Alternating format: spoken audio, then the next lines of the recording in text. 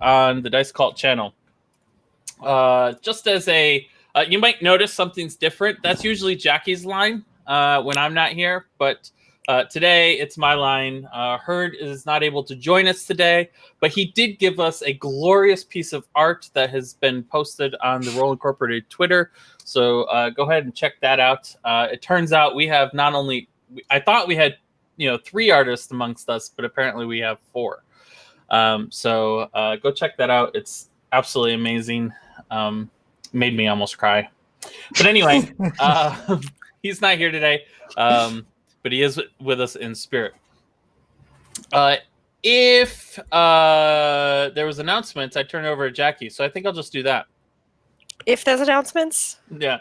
Okay, surprise announcement. It's just some housekeeping, really. Just reminders for if you have a Twitch Prime account, you can subscribe for free once a month, and we'd love to have your support if you choose to give us that subscription. As always, we're really looking forward to interacting with you on Twitter. You can go and check out Herd's artwork, as well as a bunch of other posts over at _ROLLINC. And you can come ask us questions, just come hang out, be our friends. If you've missed any episodes, don't worry, you've got time to catch up. You can go ahead over to the Dice Cult YouTube page and watch our episodes from the beginning in our Nuri playlist. As always, if you'd like to follow us on our socials, you can find us at !social. Some last minute things is that we need to announce that starting next week, we're going to be starting a half an hour earlier, which, oh gosh, my time zones. For me, that's 8:30 Eastern. For me, that's 5:30 Pacific Standard Time. Yeah. Is there any Central? Our Central Time's not here. What? Yeah. But I moved. I moved time zones. Herd's also Central Time. Oh, is he? I thought he was okay. So am I, but I wasn't paying attention. And that Fair sums enough. up a lot of things about Roll Incorporated. And Olivia. Fair.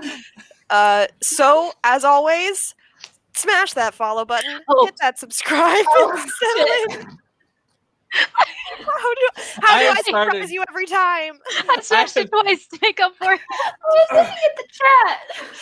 I started off disliking this, but this has grown on me just watching the car crash that it is every week, as she says the exact same thing and everyone still misses it. As always. As always, smash. Yeah. There we go. Yes. Thank you, Jackie. Just in case this is your first time tuning in, we're level up 11 episodes in. Well, we did a 10.5 episode Saturday. Some of you guys saw it. If you want to see it, it's on the Twitch stream, and it'll be uploaded to the YouTube on Sunday, which is our upload schedule, by the way. We upload the videos to the YouTube on Sunday.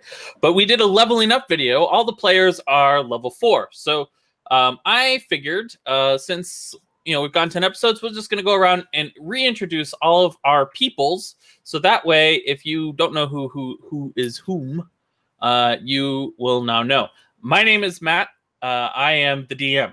And I do a lot of talking. Kevin, our producer, you can't see him because he's not on camera, but he is the one who is making sure the stream ends up on Twitch and all the camera angles look as amazing as they do. Well, in the boxes and things.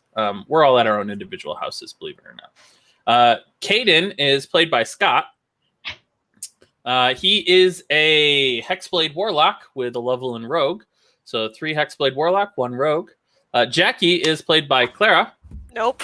Clara is played by Jackie. Can't. You're doing great. She's a chronology wizard. Matt Mercer is chronology wizard. And Olivia is played by Abby. And she is a Echo Knight, also from, I believe, Matt Mercer's. And then Ian is playing Magda. And Magda accidentally just died of a heart attack. It was really weird. No, I don't, because I don't want your backup character coming in. We all have Magda will come back to life. Yeah, undead now.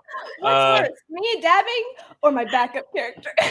Your backup character, 100% your backup character. So Ian plays Magda, and Magda is a Archfey Warlock. And so no multi-class there, so level 4. So we're all level 4. I, as a GM, am level 2. But I'll get there eventually. Last week, the our band of adventurers. I've been watching too much NADPOD. I almost call this a band of boobs. But our band of adventurers went into the woods to find a serial killer, and find him. They did him, her, as it was a magical mistake that rose a elk into the body of a human, changed the gender and changed the species. Minotaur. A body of a minotaur, a humanoid, rather. Thank you for correcting me. Words, hard. I'm actually supposed to be good at this. But anyway, they tracked it down and managed to convince this elk and the elk's good friend, the elk Caroline, and Caroline's good friend Doc, to leave the land of Nuri, to go beyond the wall. And they threatened to, murder them if they killed more people in these woods. So, Magda threatened to kill them. But Scott's pointing off to his right because that's the side that Magda's on, but Magda's on my other side. So I'm like, who are you pointing? That's me. Let me change these cameras around so that's that order. The party returned back to their quest giver and convinced the quest giver that they had killed the elk, even though they did not. But it works. They got paid, and now they are making their way back, I guess, home. We weren't sure where they're going. The session ended after they got paid. Olivia had a small meeting and got promoted 2 ranks, and is now a corporal in the Watch, outranking, anyone that has been in the Watch. So outranking Clara by quite a bit when she was in the Watch. But that was a long time ago. Who cares? So the party is now in the city. You're at the edge of the city. The city is your oyster, so to speak. You have 400 gold each that you added to your inventories. You also have roughly 500 pounds of elk meat that you hauled back, which is just a small portion of the giant elk that you killed, and the smaller elk that you killed. It is not cut up. It's just chunks of meat. It's not steaks or anything like that. So you'd have to take it somewhere to get that cut up. Herd is off getting a little bit more training. He realized that he needs to get volume 2 of that tracking book so he can have proficiency in survival. He's going to actually get a little bit of training in survival. Just as an aside, when I DM, I like to give people extra proficiencies because when I'm a player, I hate how few proficiencies I have. And so all the players got bonus proficiencies. And so Herd never got to pick his. And so he has picked survival based upon his intense studying of that pamphlet and now understanding what dressing a deer really is, or an elk. So the floor is yours, guys. What do you want to do?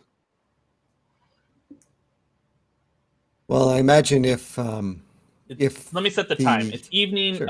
It's Friday evening, probably about 6 o'clock.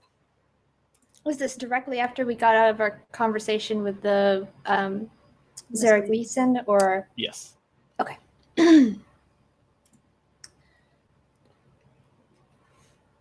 Well, we should probably deal with this meat.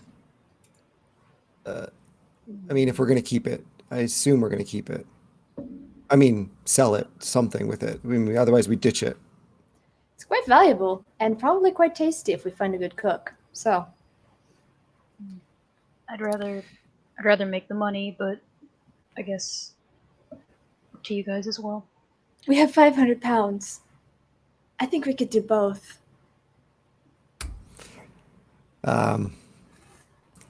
Keep some, 50. I don't know. Gotta get rid of the rest. Yeah. So the idea of just keeping 50 pounds of meat is amusing to me. Anyways, Um, Clara, your dad's a small business owner, right? Would he know anyone in that, any other It's not really. people in that market owning butchery? I don't know. He's not really in the meat business. He's in the Right. magical artifacts business. does he But know anyone with a very large freezer? I've never asked him that question, and I'm not exactly excited to ask that question. But I guess we could. Yo, what about that rich asshole? He's probably got a fridge or something. Anthony?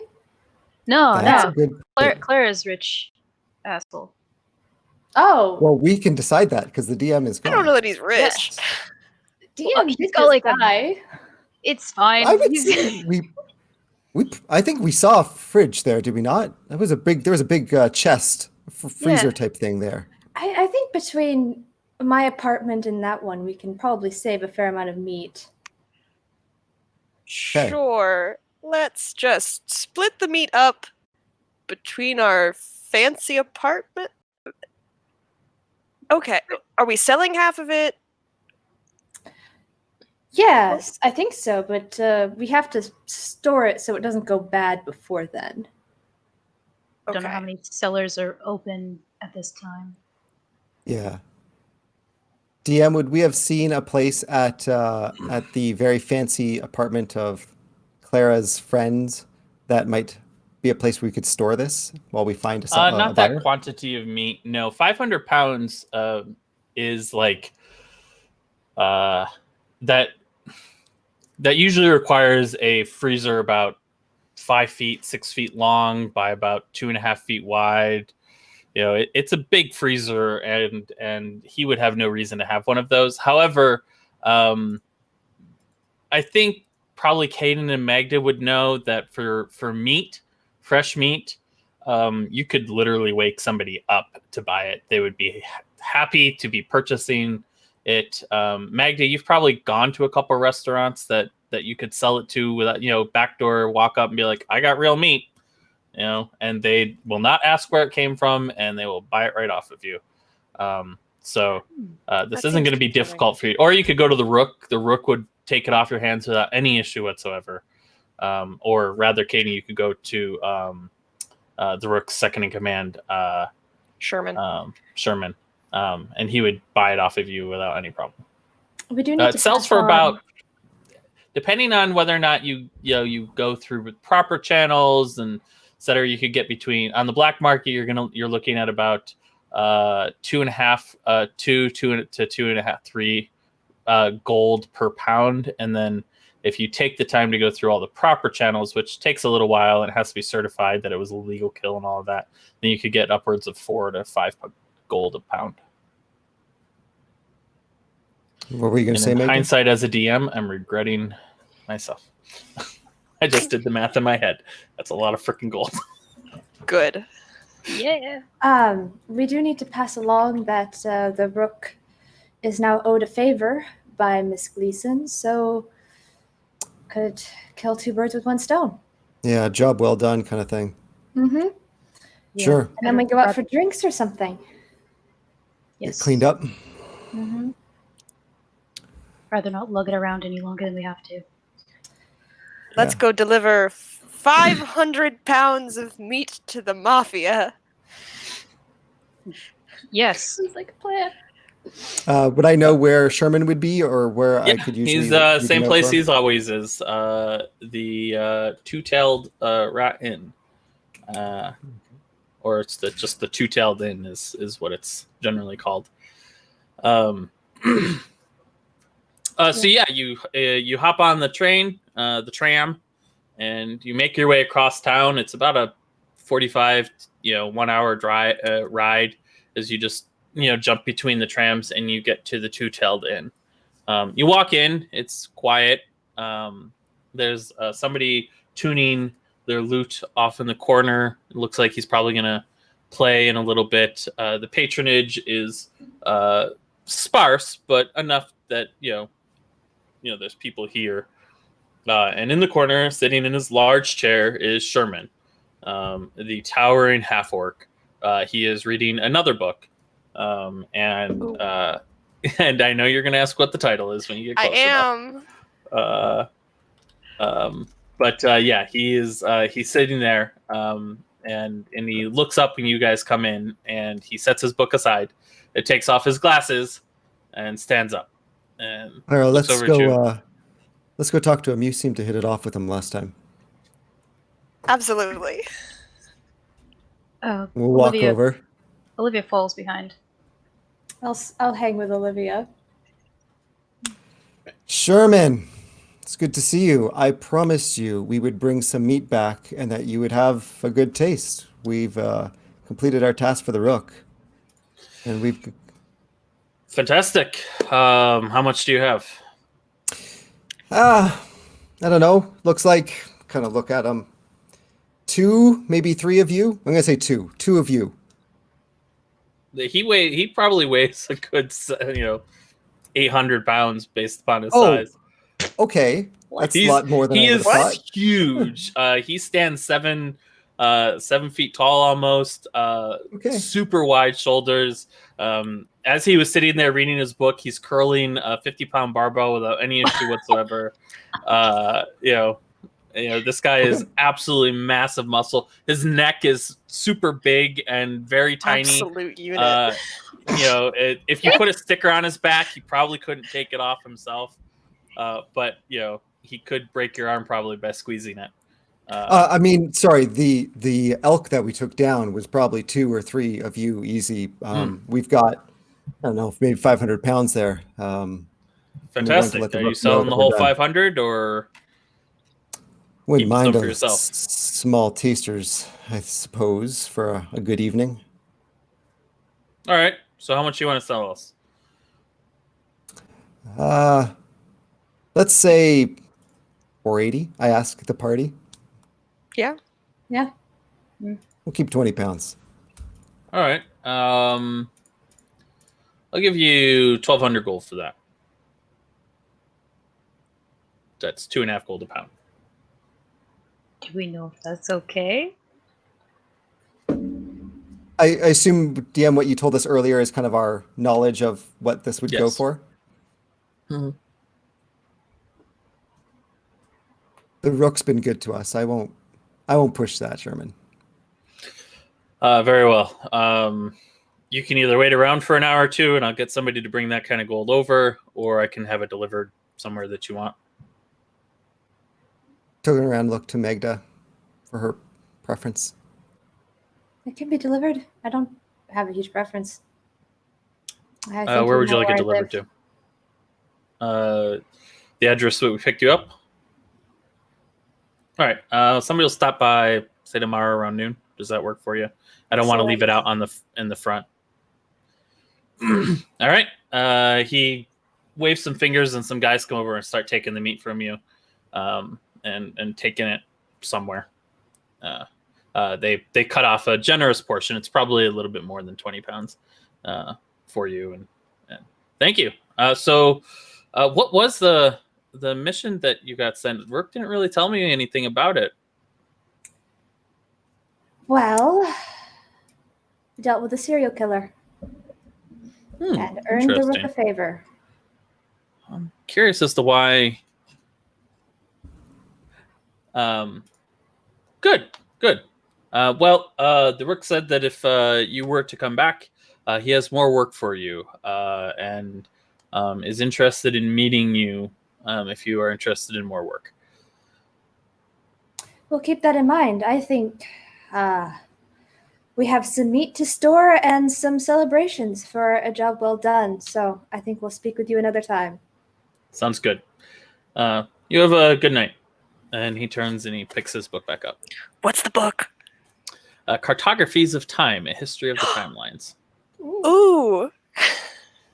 Clara's very interested. Yeah. She's like looking back to the party and then to the Sherman, just wanting to be like, I want to have a conversation with this very smart ripped half orc. Yes. Well, it's based upon the picture on the front of the book. It looks like it's a graphic representation of time over the last 5,000 years. I don't judge learning styles. That sounds awesome. So, Thanks, you Sherman. staying? Meg just pushes Clara forward, seeing her indecision. Out or towards? Towards him. Interesting book, Sherman. Oh, yeah. Have you read this one? Have I? I don't know. I feel like Roll a history check. Higher the number, the more probability you have. We're going to go with DC. Okay, yeah, you've read that one. yeah, I have read this book. Relatively recently, actually. 23. Oh, Yeah. It deals with everything from when the wall was built, and it actually focuses on a progression of the decline of combat-based magic and how people used to be like 9th level spellcasters, and now they're, that's a very rare thing to see, and how a society would willingly give up that kind of power and what that kind of took to do. I love Sherman so much. So he engages you in conversation about the book, discusses the concept of 9th level magic and what that would even look like. And yeah, I mean, if you sit there and talk to him, you can while the party hangs out or leaves. Yeah, I'm definitely doing that. She would immediately forget about everyone else to talk about time magic and philosophical discussion. Well, it's interesting because the author of the book references the guy who built the wall. He flips back through the pages to try to remember the name of him. Max Planck was apparently quite the time wizard, but he is. There aren't very many references to time magic per se throughout history, which is kind of weird. There's magic that controls time and magic that controls space, but then we have the classic, uses of magic, transmutation and illusion and things like that. But time magic, it seems to be an innate trait for wizardry more so than the other ones. You could pick the other ones, but chronology or the manipulation of time seems to be something that's born inside people, which is weird for wizards, don't you think? Well, I would think that, but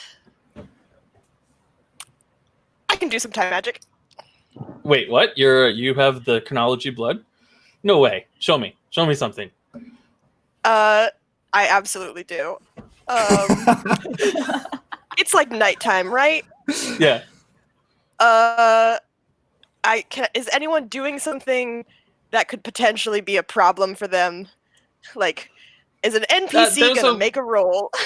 There's servers serving food and things like that. There's nothing like, if you're gonna try to alter time, or change the outcome of something, you could pick somebody putting a drink down to see if you could make it so the drink spills or something like that. But there's no the bard is tuning his lute. This really isn't a busy place at the moment. But he you could ask him to do something. Oh, I don't want to be that mean. Claire's not that mean. She's gonna say, do you have a silver gold piece? Sure, yeah. He takes out a gold piece. Flip takes it. out a silver piece as well. He flips it. And as soon as it lands and he sees it, then she rewinds time. Chronal shift. Chronal shift. A great use of chronal shift. Yeah, give me hold on. Let me roll a d20 to see. Above 10 it's heads, tails. Below 10 it's tails. Oh wait, that's 2d20. I don't want that. So 15, so it's heads. Okay. And then that forces the roll again, right? Yep. And it's still heads. Oh. Well. But as you do that, as you see that, Olivia, you sort of see her do something, and you see two outcomes happen at once, and then they can join back into a period of time. You've seen her do this before, but Scott or Caden, sorry, And Magda, there's no, like, you don't see anything special about it. She always says she'll say things like, I'm rewinding time, but there's no observable effect when she says that. It could Fine. be, he goes, well, would I know if there's a difference? Because to me, time is time, right? It went up, it came down, and if you did something, would I know? Am I part of your timeline? Or if you change things, who does it affect? Does everyone in the world know that the timelines have shifted? I doubt it because they don't. She's like pointing behind her at everyone. She doesn't even know what they're doing. She's not looking. She's just gesturing, assuming that they're still there. So do you think it's possible to loop somebody into your time magic so they can see the difference or not? That's fascinating. I want to try that. She grabs his shoulder, looks at the bard tuning his instrument, and sees if she can't make him break a string. Give me an Arcana check. Okay. And the funny thing is, when you grab his shoulder, it's not like you're grabbing his shoulder. It's like you're just placing your hand on his shoulder. 20. So you place really your hand on his shoulder because Sherman. your tiny little hand can't grab his muscles. But it's like, you place your hand on his shoulder, and you don't know how you did it, but you sort of wrap him in it and you change it. Roll me a chronal shift. It's my last one.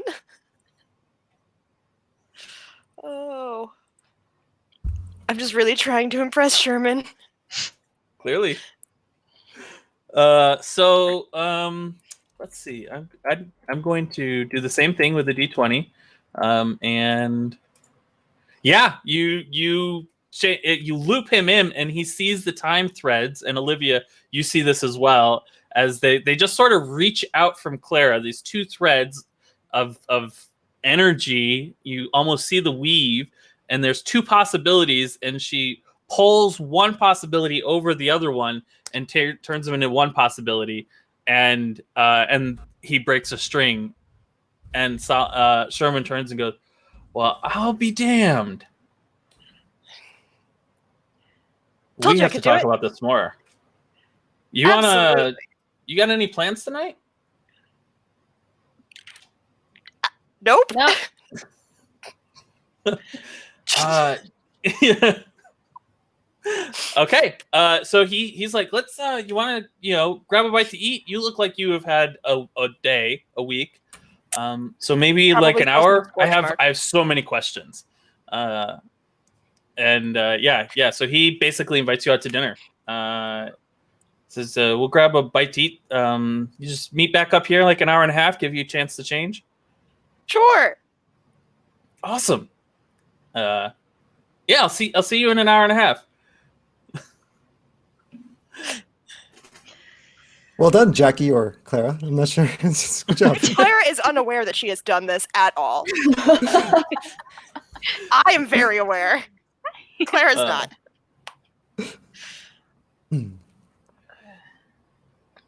So while that's happening, Yeah, that took a good 30 minutes. Like, that was a long conversation about theory and stuff like that. So while that's happening, what is everyone else doing? Just watching Clara? Olivia, partway through, Olivia kind of nudged Magda.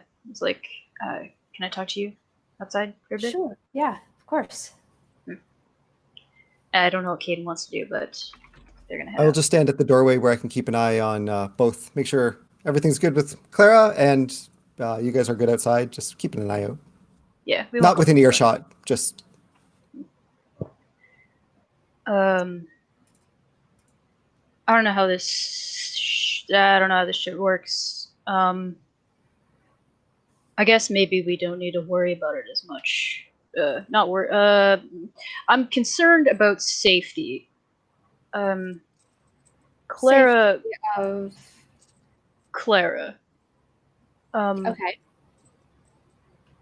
You know that person, Professor Dipshit. You know, Yes. He might be coming back soon. Considering that meeting we just had with Zara, Miss. And the azurite powder. Yes. I don't know.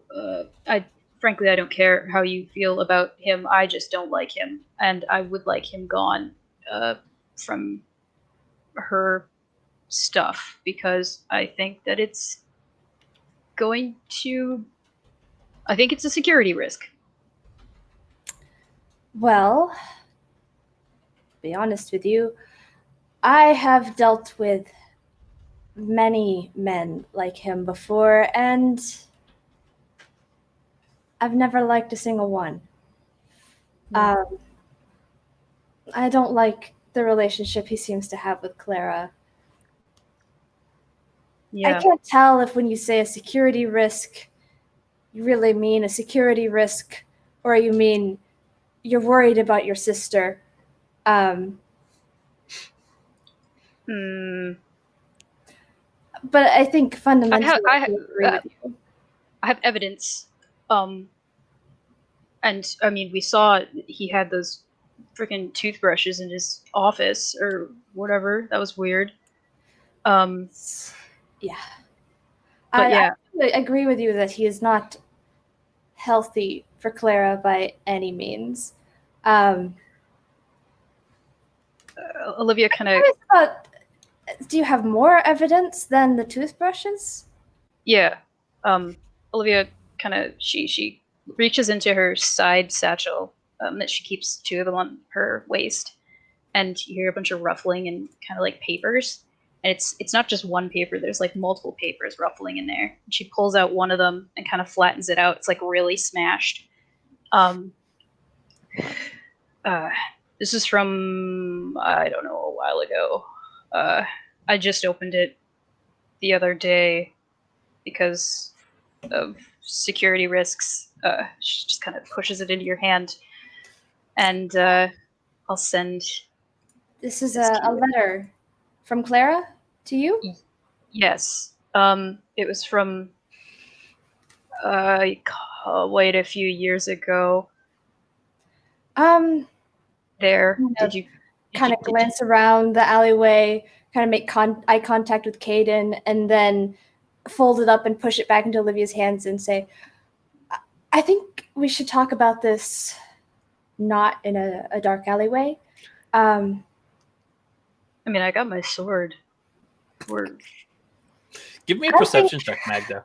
Yeah. Since you were looking around.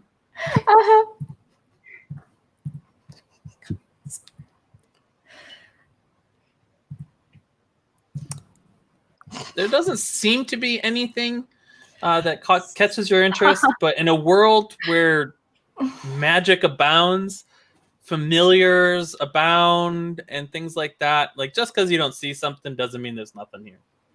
Let's just put it this way. I think this is going to be a long conversation. I would like to sit down, and also Clara's right inside there, and this seems like something you maybe don't want her to know about yet. So yeah, a little bit of tact. I do want to talk to you about this, though. Let's do it very soon. Okay. Don't avoid. This is high priority security risk. I'm talking about later tonight. Oh, okay. Yeah, that's all right. Yeah. Okay. Right. Thanks. Olivia turns around and walks back into the. Just as good. Sorry, I was gonna say as they approach the door, Caden would like to stop Olivia as she's walking in. Hey, you know, your sister's having fun over there, but you should really get her out of that situation. She doesn't know that guy. I don't care who she gets involved with, but I'm telling you, you don't want her involved with that guy. Remember who he works for. The things he has done is pretty brutal. His loyalty is to one person. Anything that he's doing there, I'm sure she's having fun, but she should probably put a quick end to this. Fucking so much to do. Oh. Olivia kind of just makes a fist and just kind of taps Caden on the shoulder and nods, and then goes back and continues to watch the conversation ominously. As you walk in, you hear Clara make plans to meet up with Sherman in about an hour and a half. After she gets a chance to clean up, she's going to meet him here, and they're going to go to an undisclosed location, a restaurant that he didn't name a restaurant. He just said we'll go out to grab a bite to eat. Okay. Oh, Olivia's eyes are just on fire right now. Your shadow is just coming up out of you. Mhm. Sherman sort of looks over your shoulder, Clara, at Olivia, and goes, "What's up with your sister?" Claire's just gonna look, see that Olivia looks angry, and just be like, honestly, she kind of looks like that all the time. Fair. Well, I'll see you. I'll see you I'll see you later. And Yeah. he just sort of reaches down and picks up the remainder of the elk. There's about 250 pounds, and just picks it up without any issue, and just strolls towards the back. Stops, turns around, grabs his book, sticks it in his back pocket, and then leaves.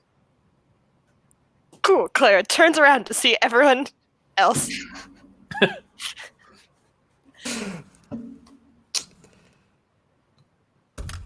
Yes? Olivia looks mad. Did I do something? Is something wrong? Maybe you shouldn't be using all your time magic in one go for party tricks. Okay, this is not exactly. This is the kind of place where everyone hears everything. Can we go? Yeah. Yeah, I'd like to go. She just walks out past Olivia.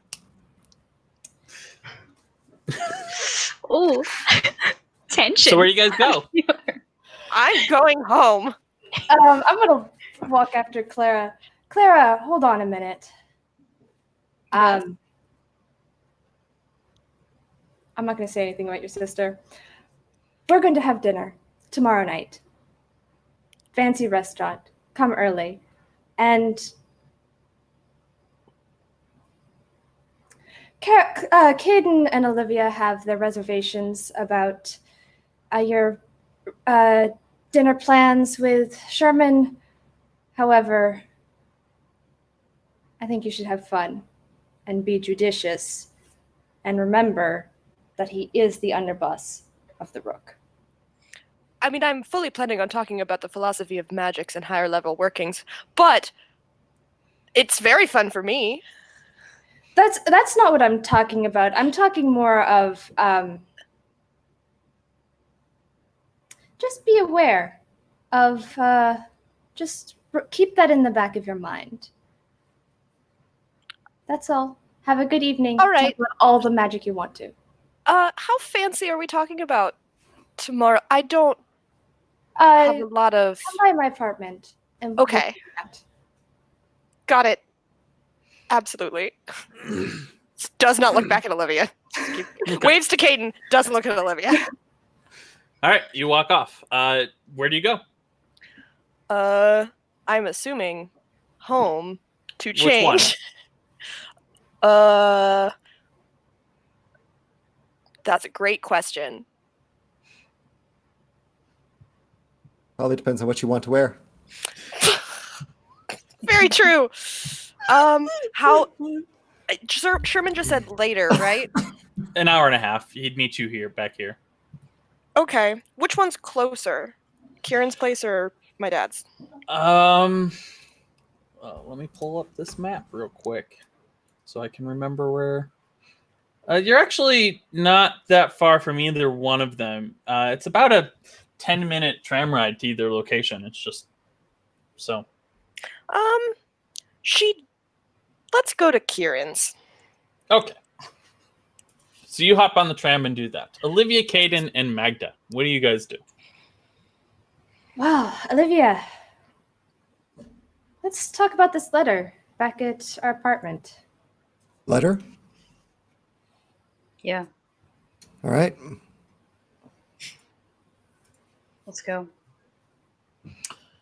So you guys are about, equally about 15, 20 minutes away. With a fantastic tram system in the city, things aren't that far away. So you just hop on and make your way back to your apartment. So we are going to go with the three of you first. You get back to your apartment. Are you going to your apartment, or are you going to Anthony's apartment? Anthony's apartment. I don't have an apartment here except for the one in the palace. Right. Okay. So you go to Anthony's apartment. You let yourself in and pause in the doorway. Caden, you slip by her. As you look in, you see that the place has been cleaned up. And the wall that has been torn up has been left that way. But somebody has come through and cleaned the place. It would require more investigation to see what else they did. But at first glance, somebody has been through the apartment. All right, I'll kind of motion to Caden to like figure out what's up with this, but I'm gonna act like everything's okay with Olivia. Sure. So.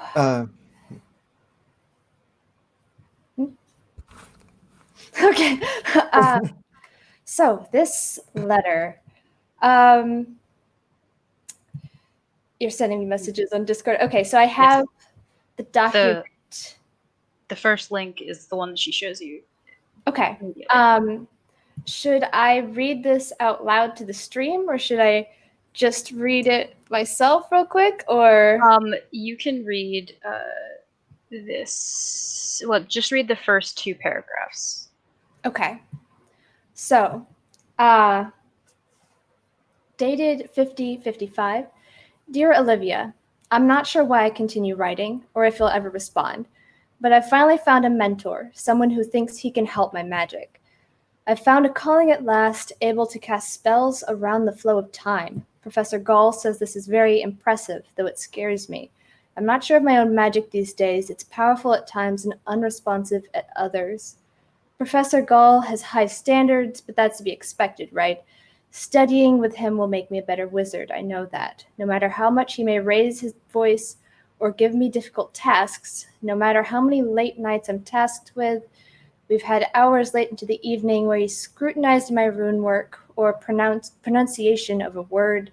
It's exhausting. My control over my time magic has to be cultivated, he said, and I have to be perfect. He's scary sometimes, but that's my fault. I just wish the way we used to. Okay. Mm-hmm. That's fine. She kind of just grabs it. Just yanks it back. Yeah. Kind of.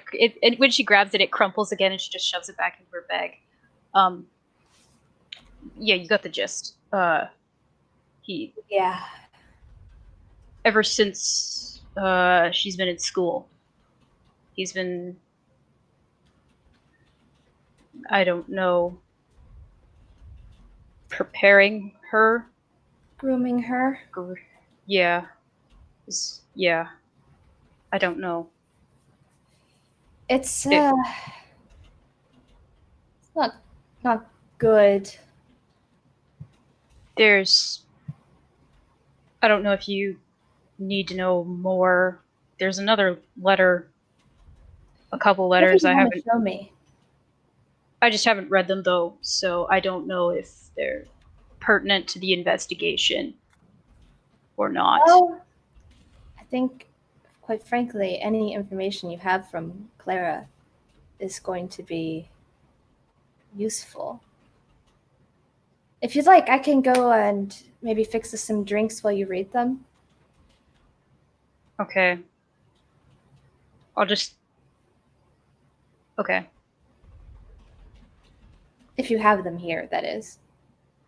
Yeah, she kind of looks at you and Caden, and then looks down. I'm gone. Okay. And then she looks into her bag and she starts pulling out like letter after letter that's like unopened, and it's just in her bag. Magda is keeping like this perfect smile, no judgment appearing on her face. She's kind of judging you. I love that. No judgment appearing on her no face. judgment appearing. But while Olivia starts reading, she's going to get up and see what happened with the apartment, if there's anything else she notices. Caden, give me an investigation check as you have been going through the apartment. Oh, terrible. 4. You are going through the apartment looking for people, and as such, you're not paying attention to whether or not the bed is made properly or if somebody's gone through clothes or anything like that. So you scour through the apartment, and it just looks like a cleaner came through. There's been a little bit of not all the alcohol has been restocked, but a little bit has been, and the fridge is still empty. But it just looks like somebody came through and cleaned everything up. Nobody's in here. Okay. I take a look around, make sure, okay, there's nobody here.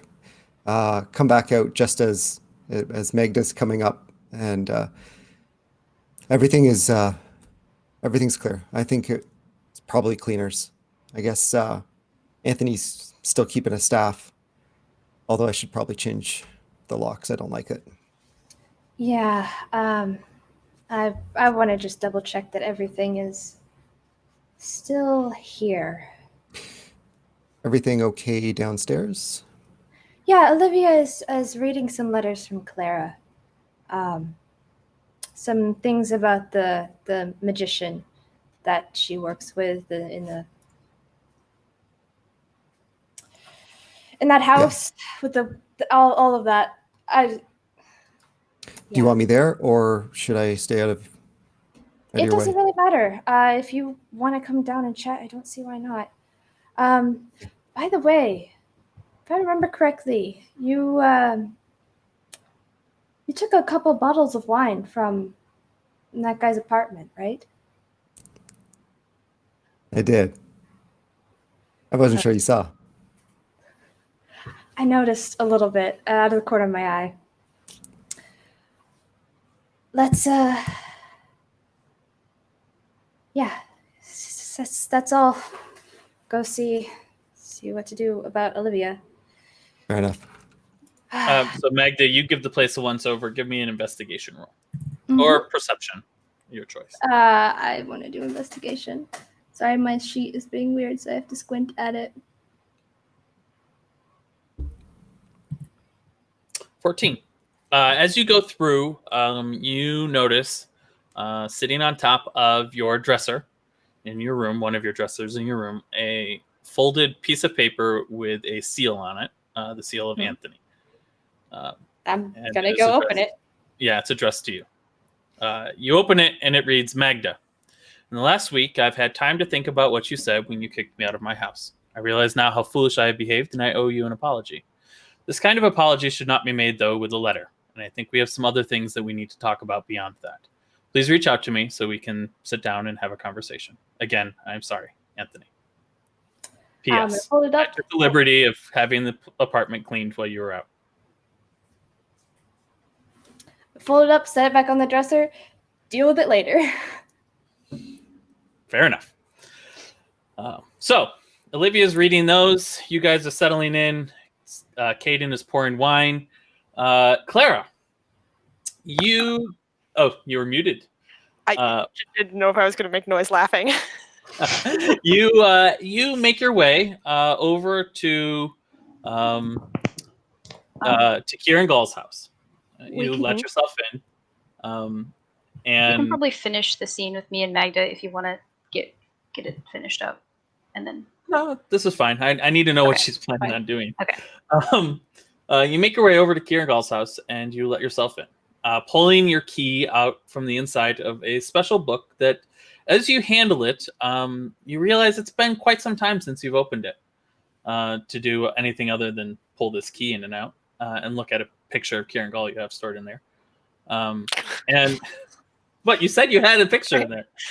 I'm assuming you look at it occasionally, but you haven't read it. That's what I'm trying to say. You haven't read it in quite some time. You hold the book for a second, put it back inside your pouch, and let yourself into the apartment, the house, the townhouse. The place is cleaned. Ayag said that she would clean it up for you, and she did a good job. There is a note that falls out of the door that was stuck in the door, and it's from Egg, and she says, as you sort, it's not sealed or anything. You just open it up, and she says, taking care of some preparations. I'll be back in a week, and it was dated 3 days ago. if you aren't interested in helping me, let me know as soon as possible so I can find a crew. And signed Ag.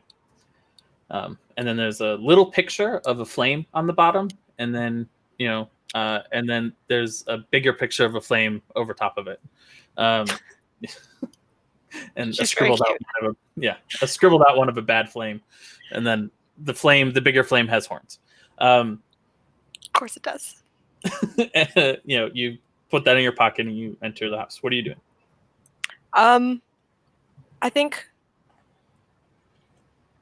Clara would just kind of like look around, make sure that Ag put everything back, and she doesn't think she'd take anything, but she's just looking because she knows that someone had been through the house before. So Sure. just kind of like doing a once over through the rooms as she's making her way An up to. investigation roll. Investigation. There we go. Outside of a couple bottles of wine that seem to be missing, everything seems to be where it belongs. Okay. Well, belongs is the books on the shelves are color coded, not by author, but by the bindings of the color, and by size. So that's a little weird. The chairs were put on the table for some reason, and it looks like somebody was running across the hardwood floors and sliding in their socks. But outside of that, there's nothing missing. That it still looks far better than how we originally came upon it. I think she'd probably go upstairs. She probably has a change of clothes here. That isn't. I didn't find it, but yes, you do have a change of clothes here. Yeah, and just kind of wash up and like think about it for a second, and then go down to the study and go through the portrait. Okay, you enter into the secret study. I'm going to just pull you over there. Let's see here. If I can remember how to pull a single player over. Taking note of the missing wine. Yeah. The true mystery. Kaden, how do you pull a player to one player to a thing? Is it there? If you go to the player thing in the bottom left-hand corner, Yeah. I think you can right-click them and say pull to scene. Right, there we you go. There you go. I think I pulled Clara, or did I pull Magda? Not I me. just don't own any token with vision. Got it. Let me put a token on this thing for you. Current players, Clara. There we go. Okay. And we'll just get rid of the Magda and Olivia tokens that are on this map, and the hurdler token and all of that. Yeah. So you're over in the study. You sit here and you see the circle. The clock is gently rippling, but seems to be in stasis, just as you left it. What would you like to do? Thinking about her recent conversation with someone who actually appreciated her time magic, she's just but also she's had a rough couple days. She's gonna go over to the clock and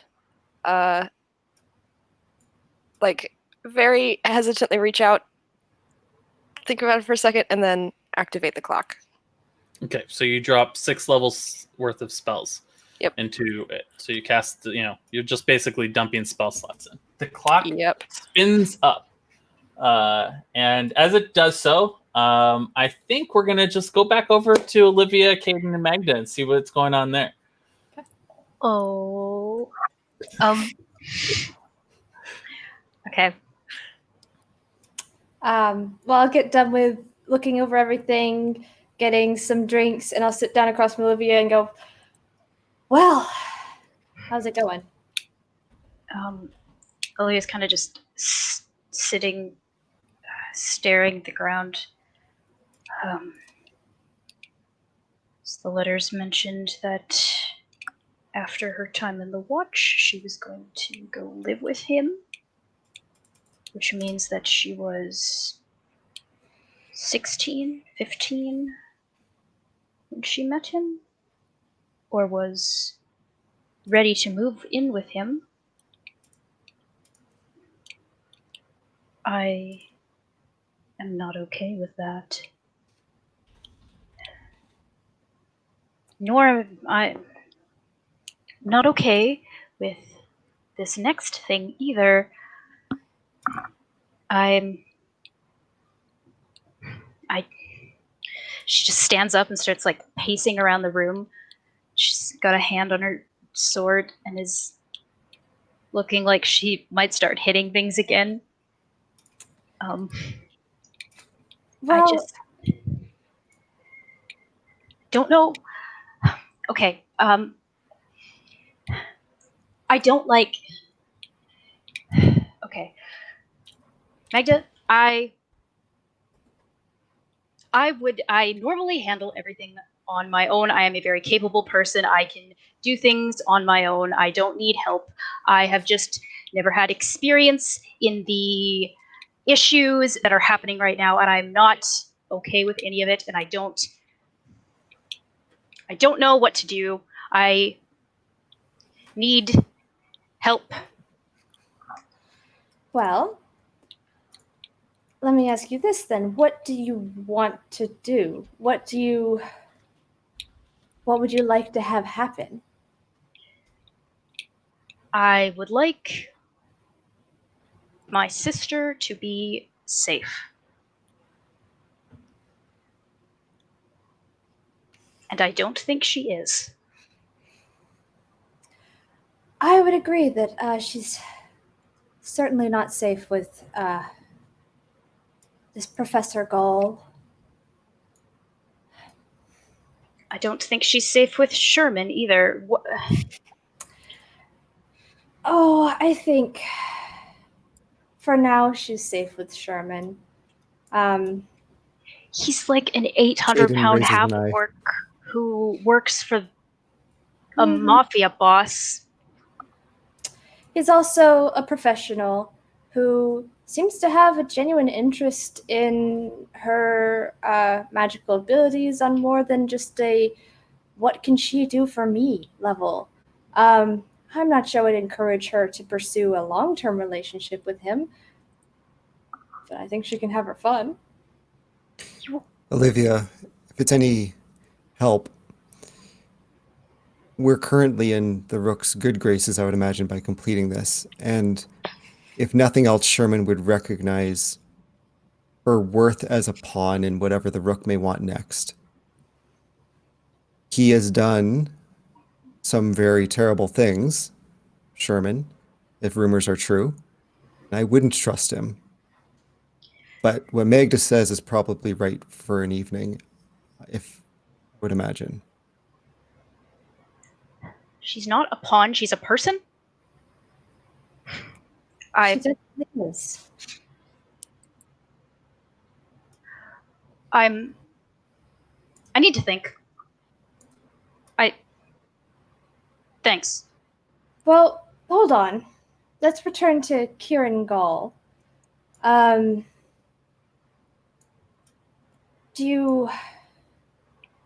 This is, quite frankly, something I wanted to speak with her about in our dinner that I invited her to. But what do you want to see have happen with that? Do you want her to just ditch him? Do you want him to not come back at all? I have my opinions, but I do recognize that she is like I said, she is a person who has her own. She's also a can't- person who has been manipulated from a young age by this predatory man. Yes. Olivia just punches the wall. Give me an athletics check. Okay.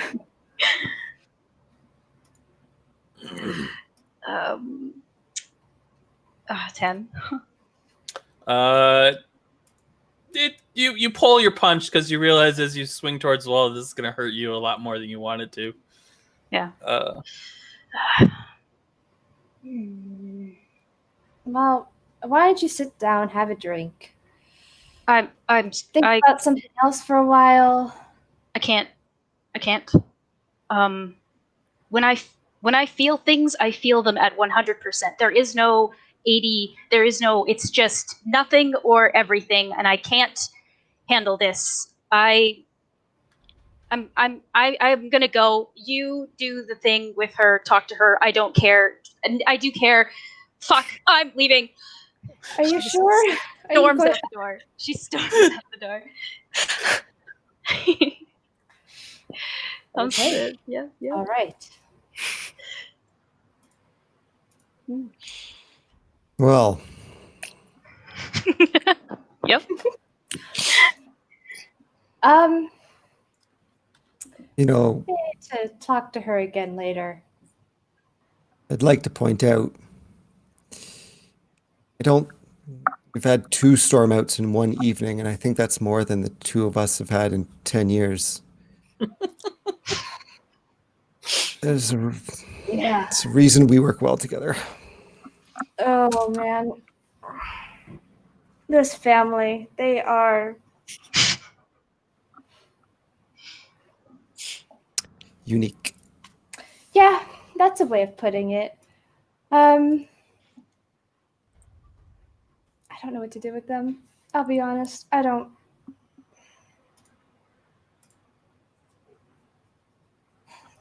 You know, maybe you'll come up with something tomorrow with Clara. Find out more from the other side. More information is always good. More information does help. Still want to know what happened with Olivia earlier today, but Yeah, we're going to need to find out more about that. Outside, you just hear a loud, distant scream. That's all. I just thought I'd add that.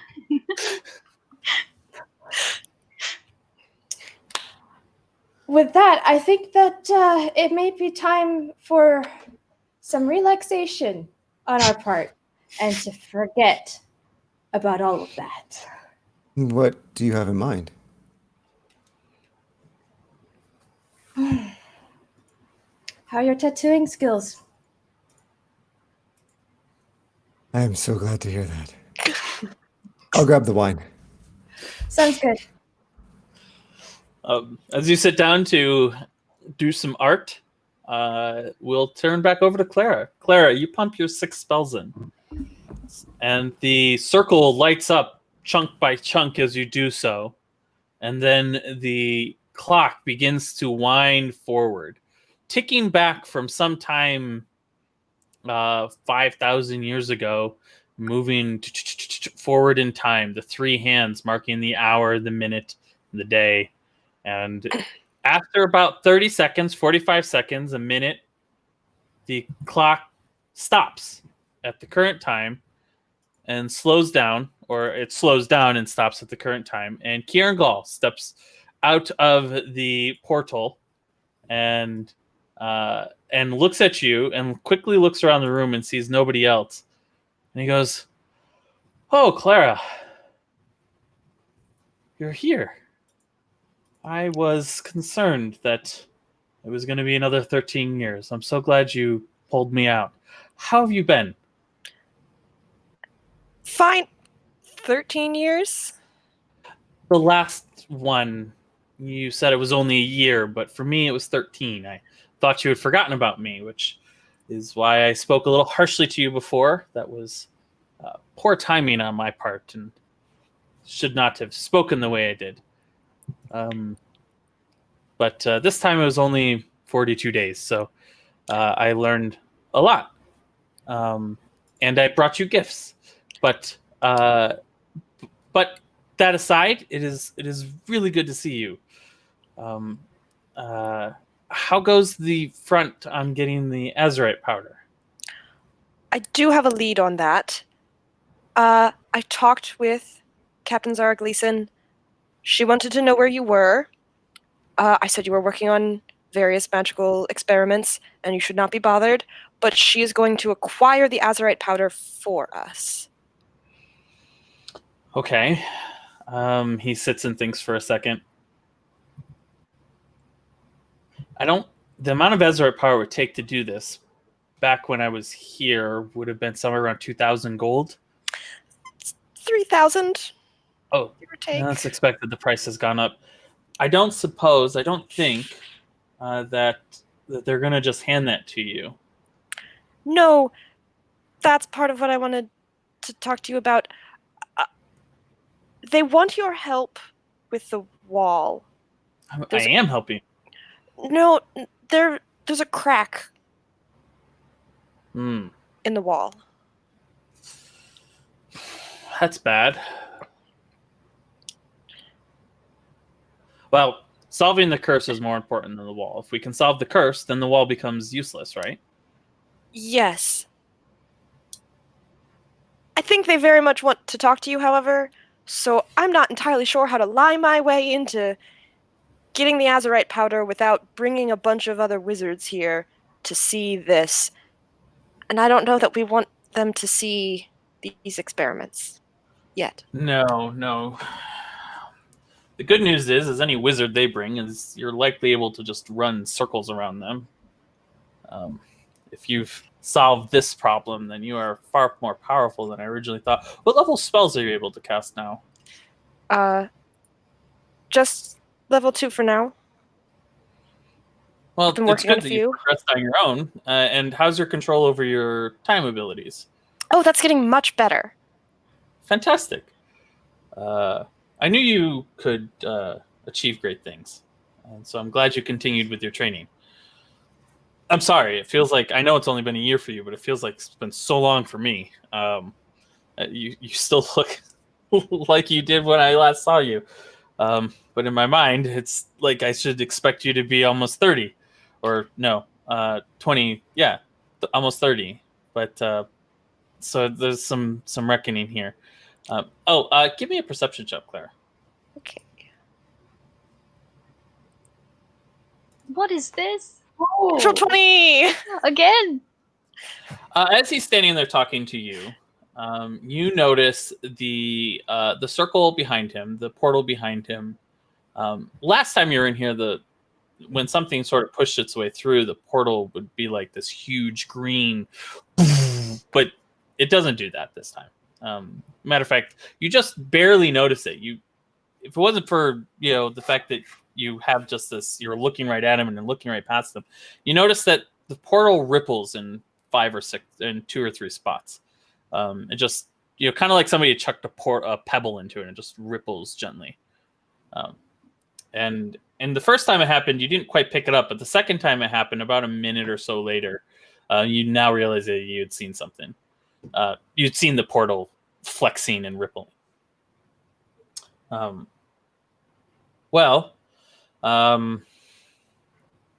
You have been doing so well up to this point. I don't know that I could tell you how to deal with this. I offer that there's 2 options. Option 1 is to trick them, bring them here, and make them disappear, and then we have the azurite powder. Option number 2 is to acquire azurite powder on your own. There's other sources, and I have been learning much. Speaking of which, here. And he reaches into his satchel and pulls out a small spell case. And he hands it to you, and it holds 4 spell scrolls in it. These are some spells that I've been picking up as I've been going around. I thought you might like them. Be careful when you subscribe them. Remember, the runes have to be perfect or the spell will go over. We went over this many, many times. Perfection, yes, I remember, is necessary for many of these things. So I will add that to your sheet real quick. But yeah, we need the powder. You're right, though. We don't want. Yeah. What do you think? You've been around for quite some time. You're the one who's. Well, I can see a few things. This is certainly the fastest, probably the most legal way of getting the azurite powder. Portal ripples again 2 or 3 times. Oh, that she's just keeping her eye on that, like not really looking at him exactly as she's talking, and she's like, I also could ask a a few other people. I'll look into it. There's the portal's acting strange. Can you see that? He turns around and looks at it. Looks fine to me. He turns back and he goes, are you standing there or are you standing closer? Like I'm probably standing like right up. As close He as I turns can get. around and he yells, Clara, look out! And he reaches out for you, but he can't cross the edge of the portal. What do you do? Is he like reaching out to like grab me or? Yeah, he can't cross the edge. The portal's in the center. He's not in the portal. He's in the spell circle. Okay. But he's reaching out to grab you like he's pulling, like he wants to pull you towards him. I'm assuming I can't cross the circle. You don't know. I mean, if he's grabbing me, I would like turn and step backwards, like towards him. Okay, so he grabs you by your shoulder and just pulls you into the circle. Nothing bad happens to you, but as you turn around, you see a giant eel appear behind you with its mouth just gaping open, electricity just arcing around its teeth, and it goes to snap at you and hits the edge of the circle and just bounces off like there's some it can't get into the circle. He goes, well, that's interesting. And as he says that,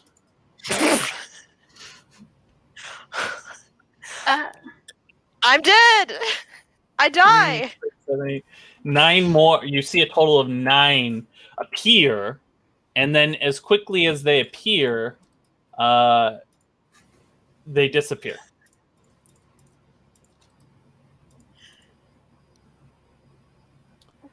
What were those? Not sure. They look like lightning eels, but they're flying through the air. Lightning eels tend to fly through the water. Yeah, that's bad. Very bad. You know Misty I? Step, right? I taught you that spell. Yeah, I do. Okay, well, then you're okay. You just need to get to the door. Okay.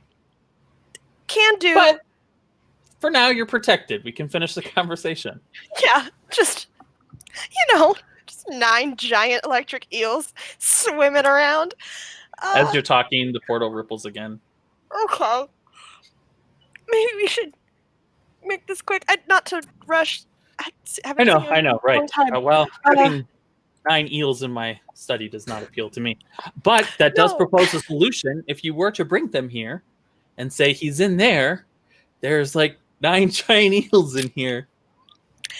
That's fair. Accidents happen. Awesome. Cool. Radical. That's going to be a fun conversation to have. Well, talk to your team. Find out what they think. They seem to have helped you get this far.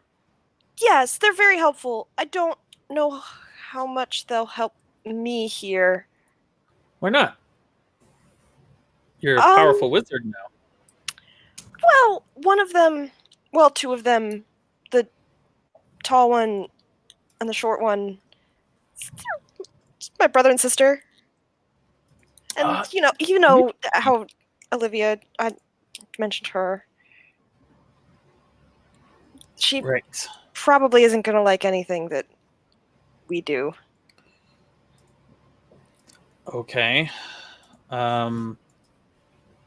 Well, you could always present it a different way. People like to pursue their own things. And so if you present it right, maybe, they will just agree because it lines up with their own machinations. Yes. A lot of lying. Well, no. Not necessarily lying. Creative truth-telling. Exactly. Okay. I think I can do that. Hopefully this won't take very long. Hopefully not another 13 years. Yes. But I am learning some new things. I also have your back. I learned this cool new spell. Watch this. And he moves his hand through the air, and a small red bead forms in his hand, and it trickles to the front of his finger, and he flicks it out, and it soars just a little bit outside the circle, and this giant fireball just blows up in the middle of his. He goes, "I can do that a couple more times. I'll teach that to you once we get it out." Yeah, I met some people. I talked to the guy building the wall. Well, he's in charge of building the wall. But a Max Planck, and he had some interesting theories. He wasn't pleased about the time travel. He said I shouldn't do that anymore. But again, people just don't see the whole big picture. I think this time I'm going to jump back to when he has finished the wall and see what he's learned about both all the things. And so when you come back, I'll learn that stuff. So Okay. I really wish you could come with me, but if you come with me, then there's no way for us to get back. Yeah, then we're both stuck. Maybe But we can figure out the this out. equation. Yeah, we'll figure it out, and maybe we can build something in to allow us to come back and forth. Yes, I should. I've been working on my time magic. Hopefully that can help. Fantastic. I am proud of you. You have grown quite strong, and honestly, I don't know what I would have done. It would have been worse to come back and find out you had left me than it would have been to be stuck there for another 100 years. Yes. Well, I should go and find this powder, get you out as soon as possible. Portal ripples again. Yeah, this is the first time that they've been able to actually talk. She would definitely look at the portal rippling, like fling her arms around him, and then turn and misty step out the door. Well, you misty step to the door. Yeah, to the door. I got 30 feet. You do. It takes me 25 to get there. Correct. Give me. Well, let's see. As you jump through the door, a bite comes down towards you. Oh, that whispered. I'm on public rolls, but that whisper. Oh, because it's hidden. 11 does not hit. I don't think. I don't think so. Okay. No, no, you don't have mage armor up. But my I did improve my dex, so it's exactly 11. So 11. Then you take 10 points of piercing damage and 5 points of lightning damage as this eel appears behind you, and it makes its second attack. Can I do shield? Sure. Yeah. So you shield. It makes its second bite attack on you. 16. I get a +5 now, so that hits. Yeah. And as it bites you, you then take 16 points of lightning damage as you fling yourself through the door. Well, it doesn't how seem many to be was able it originally? It's 12 and 16? 13 and 16, so 29. Yeah, I'm dispirited. And I need you to make a... and you are stunned, but you're on the other side of the door. Rad. And it sits there, and it's just way too big to get through this door. And after 6 or 7 seconds, your muscles unlock, and it disappears again. And you shut the door, and make your way back to the portrait, and step out of the portrait, clutching the bag that he gave you with spell scrolls in it. Yeah. Okay. Definitely gonna take a hot second, breathe, clean myself up, look around for possibly like a healing potion in a medicine cabinet. You guys took them all. Oh no, heard. It's fine. Yeah, I'll just clean myself up. I'm just dispirited. It's fine. It's fine. More lightning damage. Yeah, I would definitely just short rest it. He had stepped back through the portal. You didn't see the thing close, but you assume it did. Yeah, I would run out of pumping it with magic. So. Yeah. 1, 2, 3, 4, 5, 6, 7, 8. 9, 10. But I would short rest and then use arcane recovery. Okay. You can roll hit dice to short rest as well. Yes. And so, Olivia, you are stalking around town, looking for her with Sherman. Mm-hmm. So where do you go? Well, Olivia doesn't know that Clara's back at the apartment, so she's just gonna go from restaurant to cafe to everywhere in town that she can make it. And just act like she's patrolling, but she looks super mad and her echo is out, like, smoking around her. As you stalk around, people just avoid you. Like, you see somebody looking like they're like stalking in the shadows. They see you and they just walk the other way. You know, you walk into a restaurant. People, are you? Excuse me, ma'am. Can we help you? And you just stalk around the restaurant. And they just sort of let you. You go back to the Two Tails. He's not there. And people give you like a wide berth, and as you ask where he's at, the answer is I don't know. He went to clean up and get dressed. He'll be back here in a couple hours. You know, I'll be back here in an hour. He said. You know. Okay, if they say he said he'd be back, she will find a nice dark corner and pace. So you sit in a corner pacing. No, yeah.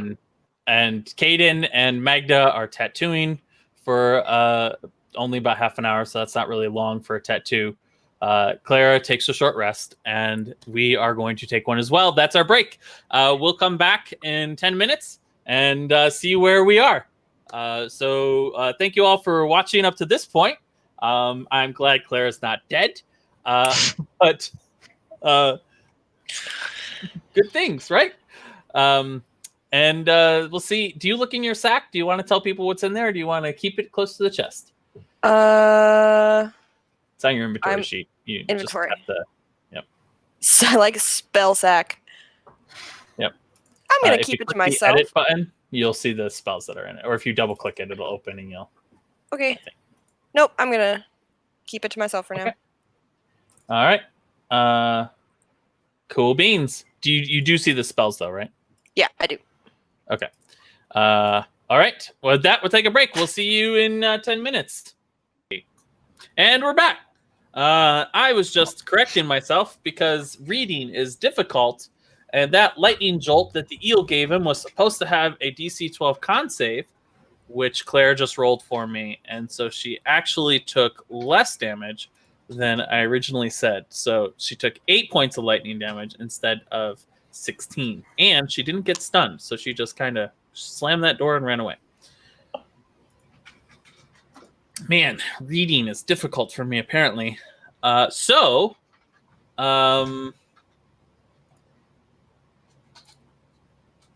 pick up where we left off. Olivia sitting in the corner, well, not sitting, stalking, and as she stalks one way, her image stalks the other way. You know, they just keep passing, or is it following you? That sounds cooler. We're probably passing through each other. Just I like that. People have just given you a complete wide berth. Nobody has come over to offer you a drink. Nobody has come over to talk to you. For the best. And so that's happening. Clara is taking a short rest. I had an hour and a half to. Yeah, she has an hour. And so let's go over to Magda and Caden. What are you guys doing? I think at the suggestion of Magda, Hayden's going to immediately go find that.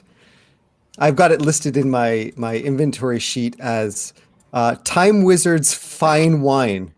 Fine red wine from the Time Wizard, which I stole the last time we were at the Gall's place, Kyrian Gall's place.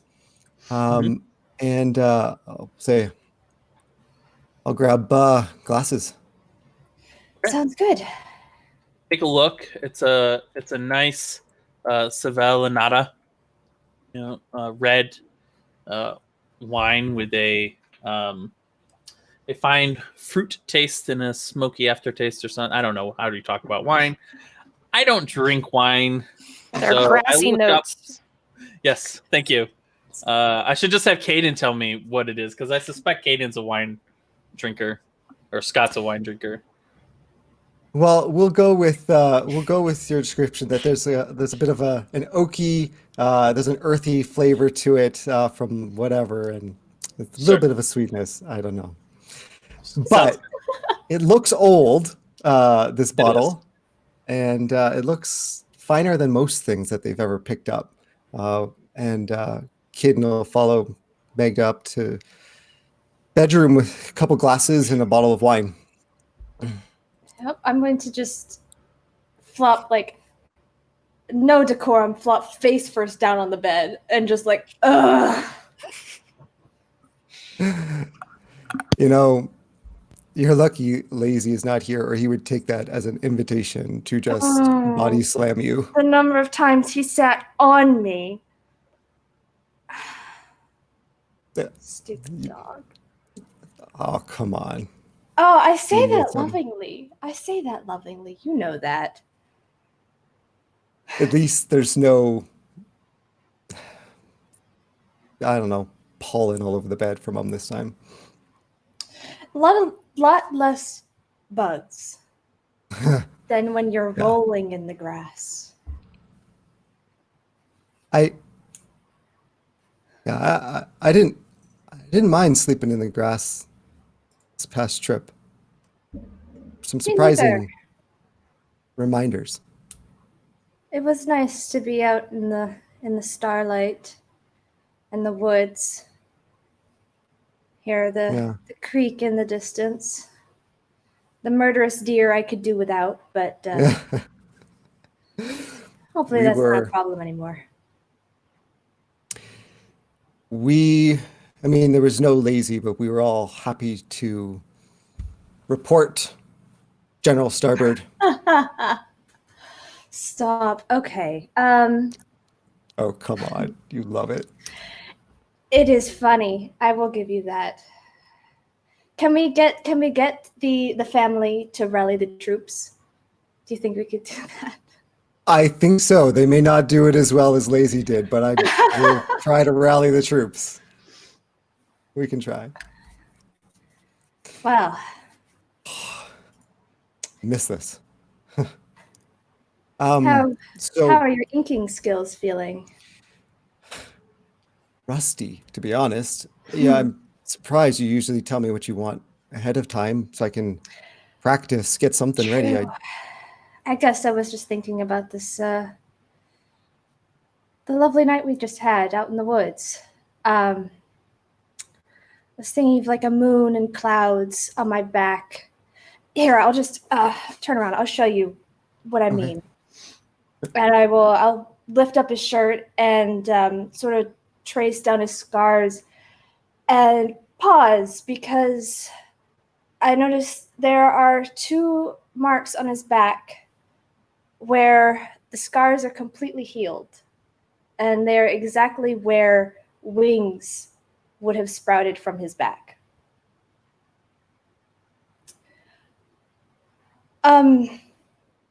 Draw, just push a little harder because just don't worry about it. Just push hard so I can kind of get the general idea of what you're looking for. Okay.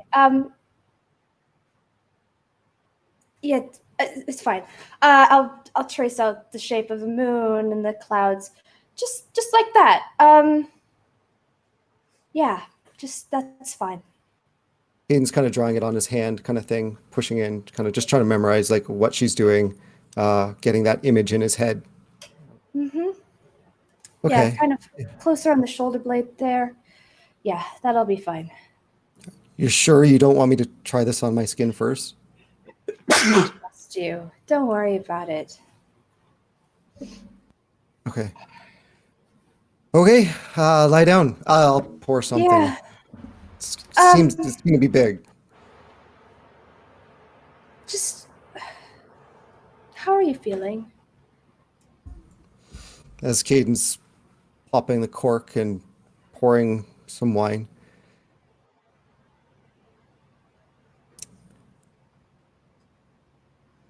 I alternate between very calm and very confused. And I don't know why. To be honest, I'm more surprised by the calm than the confused. Yeah. Yeah.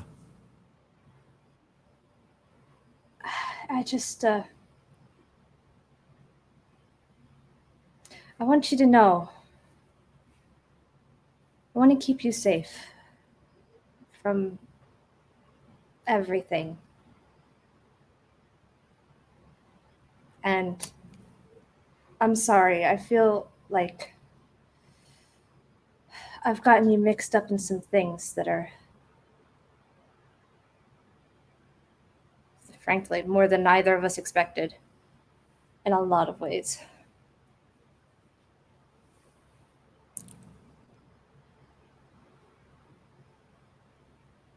I mean, first glance, I keep thinking I'm the one who got us involved with the Rook, but you look like you mean more than that.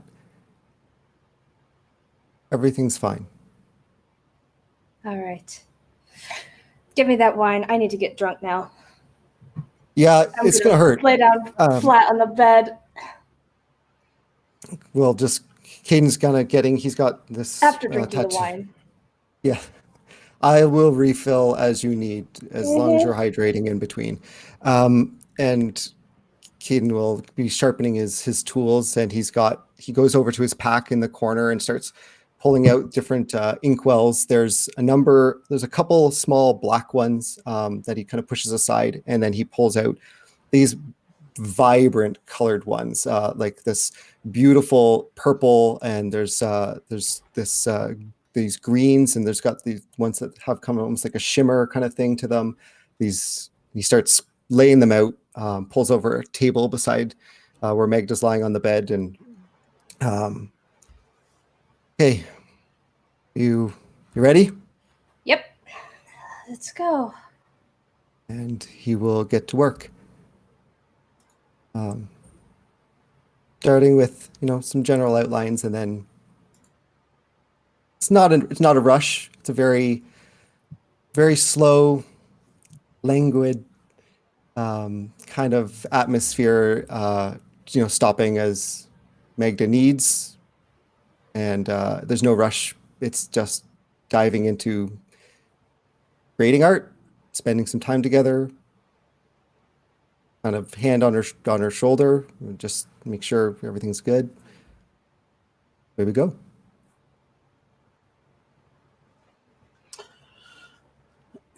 As you settle in for an evening of tattooing, your skills sharpening, the rhythm coming back after a brief amount of starting. It's not a skill that you've lost. You thought you're rusty, but it comes back pretty quick. When you do that, Clara, you have done what? You had an hour. You're at his house. Rested, Mhm. cleaned up, changed, Okay. and just change into what? Are you just a pair of pants and a shirt? Are you threw on a new dress? What are you like? How did you dress for the evening with Sherman? probably just throwing on her same old boots. She probably doesn't keep a lot of changes of shoes here. Probably thrown on a nicer cloak. She certainly still wants to keep impressing Sherman, but not. She has no concept that this is. He asked her to dinner, so just nice shirt, pants, going, not dressing up. Okay. Olivia, as you're stalking back and forth, about an hour and 15 minutes later, Sherman enters the back. He starts to head over to his chair, and he is dressed. As you glance at him, he is wearing a pinstripe suit kind of thing without the overcoat. So he's got a vest on and a white tie and a black shirt. That is a charcoal gray, like it's not completely black, it's more charcoal gray and contrasts nicely with his green skin. And he's carrying a hat in his hand, a fedora of sorts, and he's got shined black shoes, and he is just really spiffed up, and he has two books in his hands. And he walks over, and the bartender glances over towards you, and he leans down and the bartender whispers something in his ear, and he approaches you, Olivia. Oh, I was gonna stalk up to him, but yeah. Yeah, Olivia, how can I help you? I've been told you've been waiting here for some time for me. Is there a problem? We'll see. I need to talk to you. Well, here I am. I heard you're going out tonight. I am. You know who you're going out with? Yes, I'm going out with your sister. Mm-hmm. My sister. Yes. Is this supposed to be one of those intimidating conversations where you tell me if I hurt her, you're going to make me wish I was never born? No, Sherman. No. If you hurt her... You know how she's great at time magic? You know that stuff? Yeah. I can do some of that too, I think. And Really? I'm not just gonna hurt you. I'm gonna hurt you again and again and again and again. How long have you been able to do time magic? It doesn't fucking matter, Sherman. You know what matters is how you're going to treat her tonight. And if you do anything, I will make sure that the rest of eternity is torture for you. Okay, Sherman? He looks at you. Roll me an intimidation roll. I'm not good at that. Okay. I'm using my inspiration. It's a high DC because you are threatening the second in command to the largest network of ne'er-do-wells in the city. I sure am. I know how to pick them. Yep, you do. Okay, inspiration. 13. He looks at you. He says, I hear what you're saying. You have nothing to worry about. We're simply going to discuss the theory of magic and time travel. In fact, I have a couple books here that I'm curious about whether or not she's read. We're going to have dinner, and that's the whole intent of the evening. You have nothing to fear. And there's a little bit of, and neither do I, in his voice, but he doesn't say that. So you don't mind if I sit down for a bite to eat too, then? You are welcome to have anything on the house here that you wish. Oh, that's great. Have a good night, Olivia. And he turns and starts to walk away from you. Olivia just stares, watching him, and then goes into the corner, sits, and then stands, and then sits, and then stands, and then goes outside and walks around a little bit more, and then goes into the alley and waits. As you stand, as you sit, it looks like the barkeep is about to come over, take an order, then you stand, and he heads back, and you sit, and he turns back around. It looks like he's going to stand, and he just kind of waits, and then you leave. And you don't really notice, but there's a small look of relief on his face as you leave. I'd assume that's most people. She's probably forgotten it. Doesn't notice it any longer. Yeah, she's just gonna wait in the alley until she sees Clara. Clara, you approach the two tails. Give me a perception check. Okay.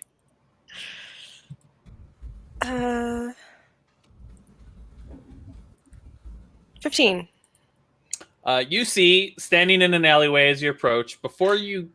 and Olivia, give me a perception check. Oh, I'm going to give you advantage on it because I don't think Clara is sneaking. Okay. I'm not sneaking.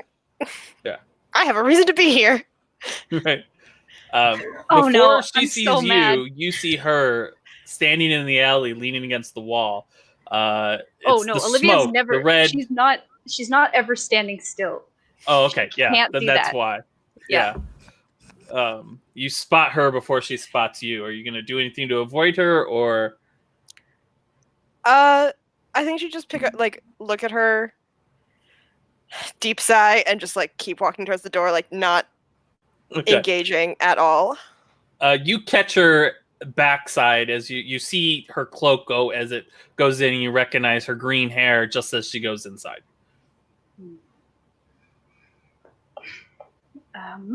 Hmm. Yep, Olivia goes inside. I'm sorry. She's going inside. Clara, you enter and you see Sherman. He stands up to greet you as you enter. He is wearing a vest and a tie that is a lime green that goes well with his skin, and is wearing a tight shirt, but it's not one of those shirts that you're sure whether or not it's tight because he's wearing a tight shirt or because he has so much muscle that shirts are just tight on him. But nice pinstripe pants and black shoes. And he puts his glasses in his pocket and stands up. Clara! Yes, hello. Right on time, as one would expect from somebody who can manage such things. Exactly. That's honestly, I can be sometimes very bad at that. But on time for this. And Olivia. Nope, You're back. Olivia walked into the corner and she did sit down, but her leg is doing that thing where it's just bouncing like crazy. Excellent. So, Clara, do you eat meat? Yes. Fantastic. So there are. I leave it to you to decide where we should go and eat. I will give you some options, but I leave it to you. There is a place called the Caravan Palace that is a jazz club dance atmosphere, but there's a private room in the back where I tend to go. So be quiet and we can talk. But if you also wanted to, let loose a little bit tonight, there's that as an option. And then there's the Blue Note, which is just a sit-down diner, quiet atmosphere, and easy to chat.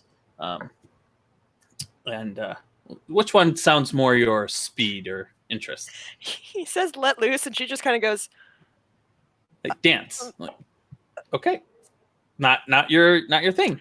I don't really know how to dance, so that's all right. Maybe the other one. Fair enough. Blue Note it is. And he turns to somebody who you barely noticed was standing off to his side, and he just looks at him, and he runs out the door, and he goes, "Shall we?" And he offers you his arm, which is really awkward for you because he's like 7 feet tall, and then he, never mind, and sort of leads you out the door. Outside, there is a horseless carriage waiting for you, and the driver on top. He opens the door for you, and you guys step in. Olivia, are you doing anything? I'm coming with. I'm not. How? I'm just gonna. I jog. Yeah, if she was able, she's going to do her best to overhear where they're going. Give me a perception check. DC is 11. Okay. I better freaking. Okay, good. So you did pick up on where they're going. You sort of know where it's at. Yep, she's heading over. Okay. So he sits down and he basically gives you a once over, like sort of looks, and you're all right. Something happened between last time we talked? Oh, just some magical mishaps at home. I'm fine. Don't worry about it so much. Sometimes, they can be a little unstable. Sure. Tell me about them. I love to hear about other people's experiments and what they're working on. I am not a skilled practitioner of magic, but I am a skilled study of magic, if that makes any sense. Yes, this was very trying to mess with some different rune work, and it kind of didn't go so well. May have been a mishap in some summoning and some electricity. It's fine. Okay. Oh man, Olivia, no, they are moving faster than you can run. I was hoping it was before they got in the carriage. No, they're sitting and they're having idle chatter as they move along. Okay. It's not a very far drive to get to the restaurant that he mentioned. And you arrive probably 3 or 4 minutes after they do. If you like really just run, you are like huffing and puffing if you do. But if you jog, then it's probably closer to 10 minutes after they do. She's got to let off some steam. I think she just goes full out. Okay. Yeah. All right. Give me an athletics check. Sprinting. Okay.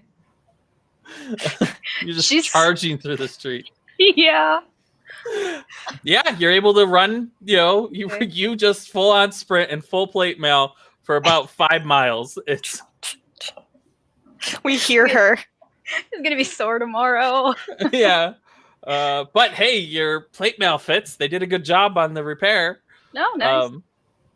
But you, Clara, you guys pull up in front of the Blue Note. It is an upscale, but not over the top jazz club. There's a single lit up image of a blue note above the door, and there's a line of approximately 25, 30 people lined up outside the door to get in. Your carriage pulls up, your horseless carriage pulls up, and he opens the door for you. And as you step out, you don't come at the back of the line, you step out at the front of the line, and the horseless carriage drives off, and he just walks you right up to the front where the maitre d' is waiting. And he gives him a nod, and he goes, Mr. Barden, has my chef arrived? Yes. Thank you. I'll take my normal table. And they just pull the rope aside and let you both in. He walks through the restaurant like he belongs and leads you to a spot in the back of the restaurant that can face most of the whole thing. And you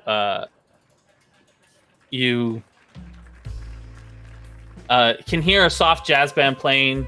There's a dance floor here, but it's like small compared to it's not a dance club. It's just a place for people who want to dance. And there's low lighting, gentle low lighting. It is more of a date-like atmosphere, but it's what you want to make of it kind of thing. Like it's not. Does Clara know it's a date? I don't know if he even knows if it's a date. He dressed pretty freaking nice for a... We went to a very fancy, intimate place, and he dressed real nice. Yeah, could be. It also could be he just doesn't know where how not to be over the top. So give me an insight check. I'm so good at this. You are. Usually. Yeah. As you sort of 17. take a moment to pause and look around, and the idea goes, wait, are we on a date? Crosses your mind. You take a moment to just sort of read him, and he's not he didn't ask you out on a date. He just doesn't know. He is just as awkward as you are. He just happens to be has access to restaurants like this. And so you sit down, a wine is brought, and he pulls out of his pocket before he sits down, so he didn't sit on them, 2 books. And he goes, I'm curious whether or not you've read either of these. And he pushes them across the table. One is called Bang, Crunches, Whimpers, and Shrieks, Singularities and Acausualities of Relative Spacetime. And the other one is called Black Holes and Time Wormholes.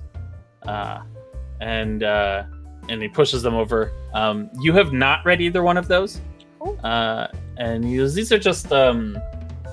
I'll be perfectly honest with you. I didn't really get into time magic as much until the Rook asked me to start checking into you and your background, as well as everybody else's.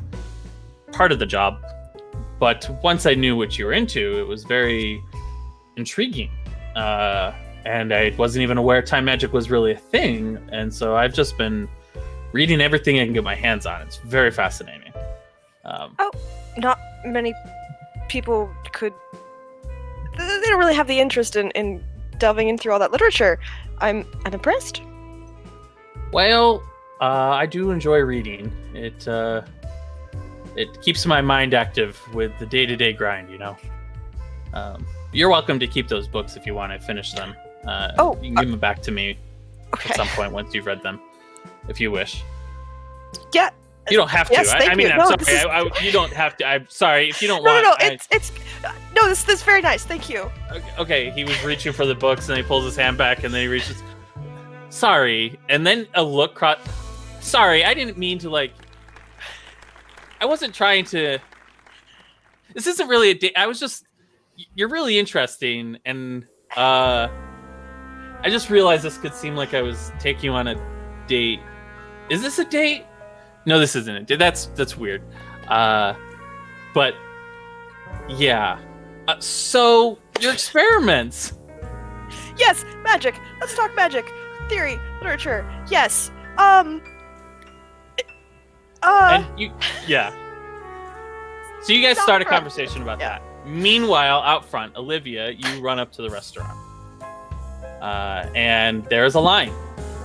25, 30 people waiting to get in line with their dates or otherwise. And you approach the maitre d', I'm assuming. Maybe you don't. What do you do? I walk straight up to the front, probably breathing very hard and a little bit sweaty, but just straighten up my uniform. Watch business.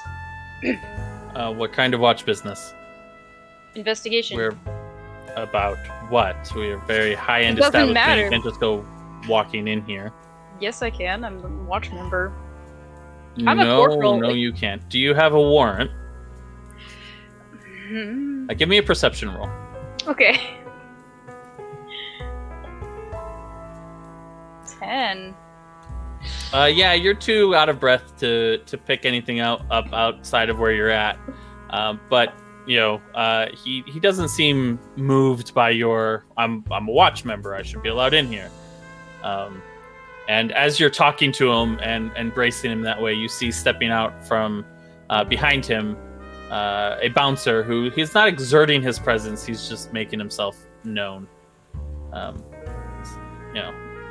But if you have a warrant, I'd be happy to let you in. But our clientele require their privacy, and we respect that.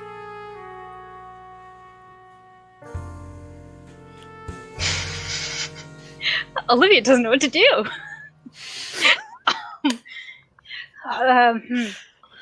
I need to go in. There's a possible issue in there, and I need to investigate. I just need to. I'm just going to be walking around. There's no problems for you. Just need to go in. Roll persuasion or intimidation, your choice, with disadvantage because they're not inclined to let you in. Okay. Intimidation. 12. Well, ma'am, you are welcome to go to the end of the line, and when your turn arrives, we'll be happy to find you a table. Good evening. Excuse me, one more thing. Olivia cast friends.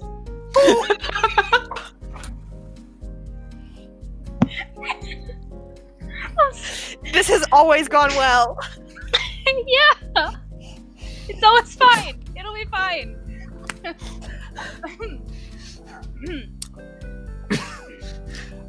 You go to cast friends, and as you do so, the bouncer over his shoulder counterspells you. Oh shit. Okay. Ma'am, I'm gonna have to ask you to leave. You can't cast spells on people like that. You need a warrant to do that. And if you don't have a warrant, I am going to have to insist that you go somewhere else. Who's I'll be your back. senior? She's walking away. She's gonna go try to find Zara Gleason or her new people. Okay, this is the evening, so That's fine. You can leave her. She's gonna go do that. If you want to go back, that's okay. But okay. So Clara, the dinner is let's see how you guys are having an enjoyable conversation. How's Clara enjoying this? They're talking about time theory. He's talking about time theory, and whether or not time travel is truly possible, and whether he asked you questions about whether or not you think it's possible. and he references your professor and some of his works, some of the books that he's written, and talks to you about that. So what's Clara's approach there? Definitely avoid any direct answers on the time travel bit. She would gladly talk about the theory. She would not give her opinion either way. And just quickly change the subject if they started talking about Kieran. Sure. Give me a deception roll, just as a general charisma, Really good at that. see if he notices. Where's Magda when you need her? Okay. 9. And then he's gonna roll insight.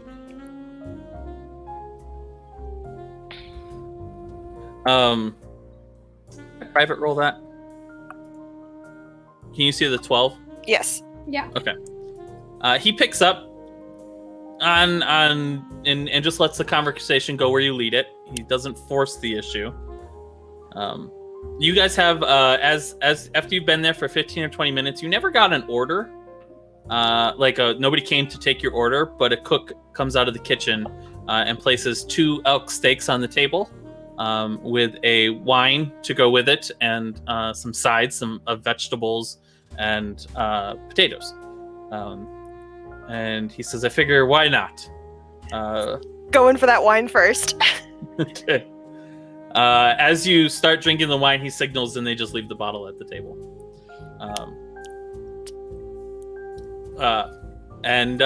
You have a delightful dinner. He doesn't force any topics. He just lets the conversation go where it will. He is awkward about how he does it. He's not like the smooth talker. It's just whenever you guys get into the nuts and bolts of the theory, his awkwardness sort of drops away, and then it's whenever like the conversation stalls for a second, he realizes where he's at and who he's with, that he gets really awkward again, and there's this like, right. And you can tell he's trying to think of a question to ask or something to handle the conversation. He doesn't seem like he's he's not a charmer in that sense. He just really likes talking about the logic and stuff. So does Clara. So honestly, great time as long as we're avoiding direct questions about that. Sure. After dinner is over, he says, "Well, that was absolutely delightful, and I would, can I take you anywhere? I didn't really plan what next. Would you like to dance? I know you say you don't dance, but I could teach you." Sure. Never mind. That's No. Let's. This is dance. Sure. Do that. So, how tall are you? She is 5'6". Okay. He's almost 7 feet, and really wide. But you guys go to the dance floor. He is not an excellent dancer. Clara but he does know certainly what he's isn't. Roll me a performance check. Also real good at that. Hey, 15. natural. You actually end up being a better dancer than he is. You pick up on it really quick, but he's really awkward and steps on your. He's trying not to step on your toes too much. I feel like he could just pick me up if that was gonna happen. Right. But it's a pleasant, a little bit of jazz, dancing with jazz music, a little bit of, two-hand dance, but he's still awkward about it. Like it takes a little while for him to get comfortable. But after you dance and you enjoy your wine and your meal, you head outside, and the carriage is waiting, pulls up just as he comes outside. While all that's happening, Olivia, you stalk off to go and get to Gleason, and then you have an idea. Yes. What is that idea? Well, she turns around, and then her echo kind of flares a little bit, and she's gotten so used to it that she kind of forgot that it was there. And she's going to do a patrol around the building to see if there's any open windows or cracks or gaps in. Easily enough done. You walk around the building and you find an open window, letting hot air out of the kitchen. Oh, good. And there's also another one in the dining room that's cracked just a little bit. Okay. She's going to attempt to send her echo through the window of the dining room. Okay. You do so successfully. Then she will use her bonus action to switch spaces with the echo. Okay. And you are inside. When you do so, Wonderful. are you doing it in the kitchen or the dining room? The dining room. Okay. You appear next to a table, and there's a couple that is in the middle of a very intimate conversation, leaning close to each other, holding hands across the table. You know, It'll never work. And then she walks away. What the hell? You have about 30 seconds before the bouncers realize that you're in there, because you are not dressed for the room. And so what are you doing in that 30 seconds? She just wants to locate Clara, be Okay. sure everything is fine, and then You Hopefully see we're all Clara dancing. and Sherman. They're sitting and talking. Clara's laughing. Seems like she's having a good time. They have steaks in front of them, wine. Damn it. Okay, and she's going to. Are there people coming towards her, or did they notice her? Yeah, you have Yeah. a couple bouncers heading your way. Or well, only two. There's only two bouncers here. And Clara, you watch as Sherman looks over your shoulder and says, "One moment," and waves somebody over. It's a big burly guy, a bouncer, and they have a murmuring conversation. And Sherman has this look across his face like, I'm maintaining my patience, and says something, and then the bouncer walks away. From me? No, from Sherman, since you interrupted their conversation. No, because your sister is very persistent. Yeah, I'm sorry about her. She's not usually this persistent with, actually trying. She's just jealous. You're Maybe. intelligent. You're beautiful. You're a good conversationalist. She's just angry.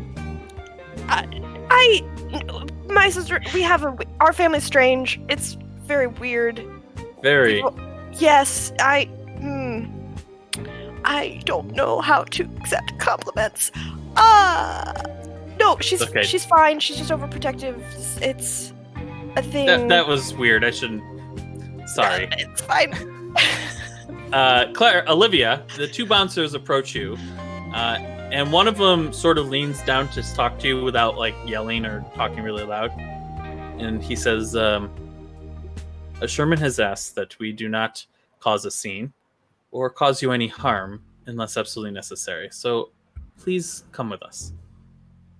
I'll just stand in the corner. I won't do anything. All I will do is just stand here. If you don't need to do anything, because I won't do anything.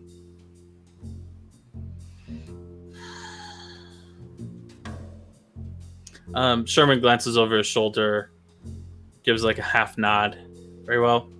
And they gesture towards a corner for you. Perfect. Olivia will go to her corner. About 2 minutes after you're in your corner, another man joins you. This is a man joins you. He is very slim and he's wearing all black clothing, and has the look of somebody who has probably killed somebody in their sleep without any issue. You give him just a look up and down, and he just sort of looks over at you and goes, "Sup?" And then just leans against the wall and watches you.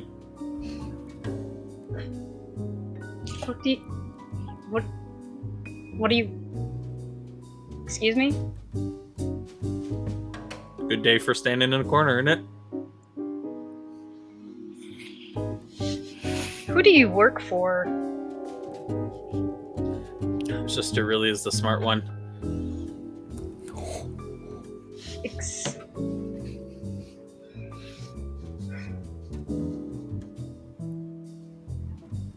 I am here on a job right now, and I don't want to create a scene. Do not insult me again. Sure, you're on a job. You don't want to create a scene, of course. I'll just stand here and watch you work. Are you? What do you need from me? What are you here for? He just smiles at you, just looking right at you. Olivia has never seen this person before? No. Okay. Clara, your conversation is going swimmingly, and about this time is when you get up to go and dance. Do I spot Olivia? Oh yeah, you know she's been here the whole time. Just like at any time Sherman has his back to her, she's just like, "Come on, really?" That's all right. I'm having my own fun. I have somebody over there who's really good at pushing buttons. Is this place insured? Don't worry about it. Your sister thinks that she is a very tough person, and in a lot of respects she is. But don't worry, I won't cause her any harm. Thank you. Again, is this place insured? Because Yeah, don't worry she's about it. unexpectedly chaotic. That's all right. We were just finishing up our evening anyway. I don't want to cause you any more stress. Where No, can I it's take you fine. or drop you off? You can drop me off at home, and she'd give the address for Arthur's shop. Okay. So he takes you. They leave. He takes you home to Arthur's place. And this man just stands in a corner and looks at you, Olivia, with this really weird grin on his face. Okay, if they're leaving, she's leaving as well, but He follows. who the fuck are you? What's your name? You can call me Olivia. Oh man. Olivia's man. Okay. I'm gonna make a wisdom saving throw because Olivia's gonna punch him in the face. Otherwise. I think higher than 10 she won't punch him. Okay. He's dark-skinned, long white hair, elven ears, and a very pleasant smile to most doesn't- people. She doesn't punch him in the face. It's really annoying to be followed, isn't it? Just so irritating. Somebody just gets up in your personal space and your personal business. It's rude. You have no business being here. You know, I think somebody just told you that a little while ago, and look where you are. I think I'll just stay right with you for the evening. We'll be close friends. Great. Oh, look at that. I think your sister left. Great. She's gonna. Okay. Is there anything breakable nearby? Oh, there's a face. Okay, great. She kicks it. Yeah. I warned him. Shatters it on your way out. Sweet. Okay, that's all. Very mature. You're such a mature person. So self-controlled. She's stopped talking and just is more and more smoky and stalking and shaky. If this If it makes you feel any better, you could just throw yourself on the ground and beat your fist on the ground and be like, I hate my life. Oh no. Are they outside? Yeah. They've left. Okay. Are we outside? Oh, yeah. Okay. You realize you're talking to a watch member. Sure, but words aren't illegal. Yes, but I could decide to follow you around. If you could find me. Okay, yeah, go hide. I like following you.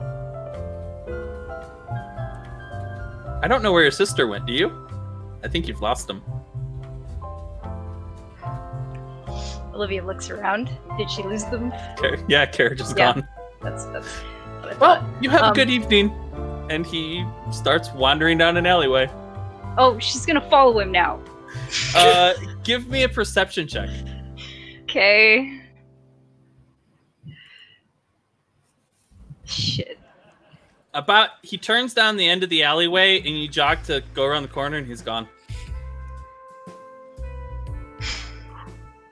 Okay. Olivia is going to not scream because she doesn't want him to hear that.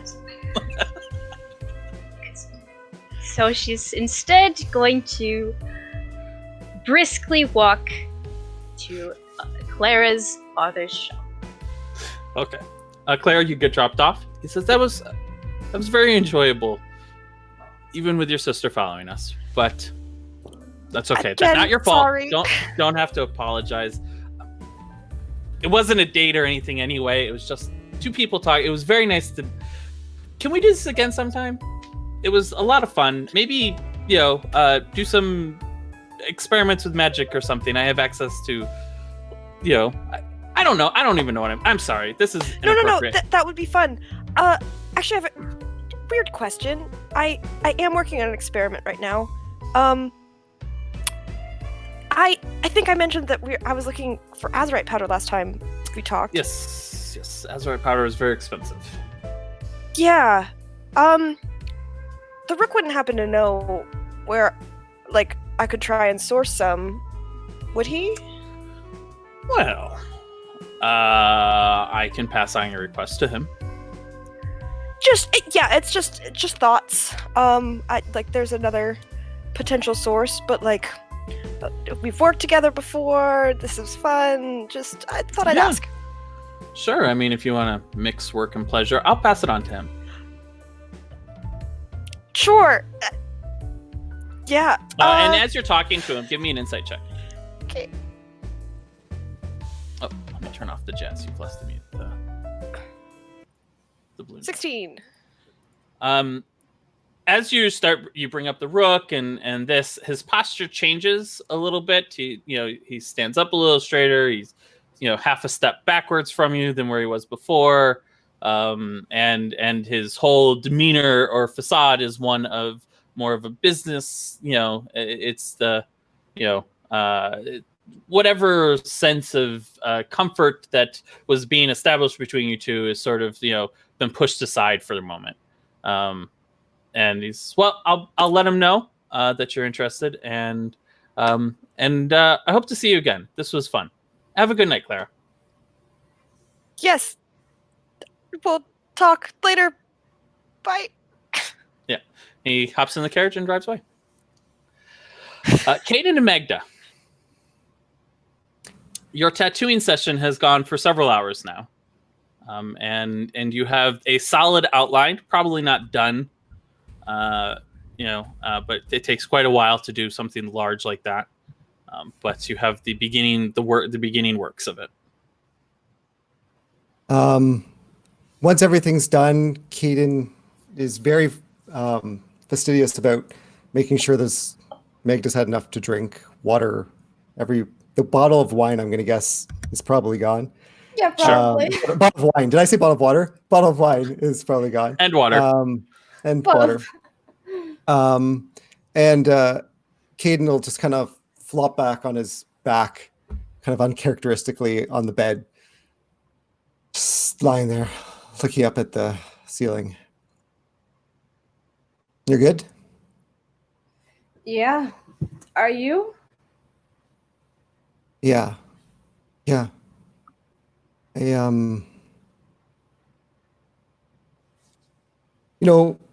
I got this. He's going to be looking. Caden's looking at this knife tattoo he has on the inside of his arm. Ever since that orb, this tattoo's been just itching me every day, and I don't really know what it is, but something keeps. Would you try something with me? Yes. She'll sort of gingerly sit up and nothing is going to touch her back, but she's very careful about it. He'll get off the bed for a second. He'll go pick up a couple of the colored tattoos, the colored inks. He'll bring them over and he'll pull out the tattoo, the tools again, and he'll say, Okay. I only got one hand. Give me your hand for a second. You know I'm not a very good artist, especially not while I'm drunk. I got this. I just need you to help steady my hand here. Just Okay, yeah, sure. I'll hold hold it. on to the for sure. tools here. Yeah. Mm-hmm, yeah. Holds on to your hands and holds his arm out, and just starts kind of tracing with the tattoo ink on this blade, kind of like extending the blade ever so slightly. This kind of, it's more like a dagger-ish kind of tattoo, but just kind of like lengthening the blade. He looks up. I mean, you're not pretty good. Anything, I don't know. Any suggestions how I should modify it? I like the longer blade.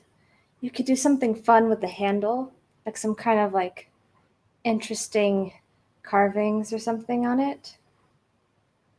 Okay. All right. Why don't you lead? I'll steady your hand. Just Okay. Magda will like very carefully like pick up the needle and like try to start sketching something out.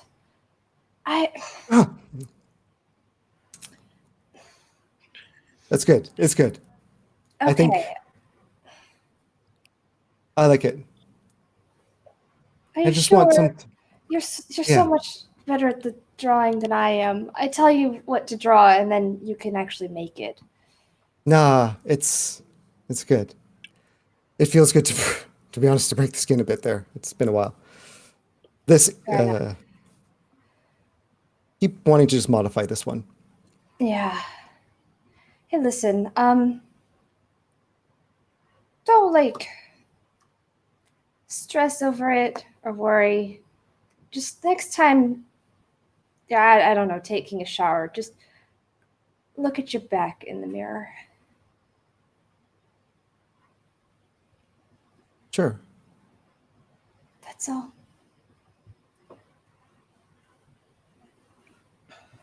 Okay.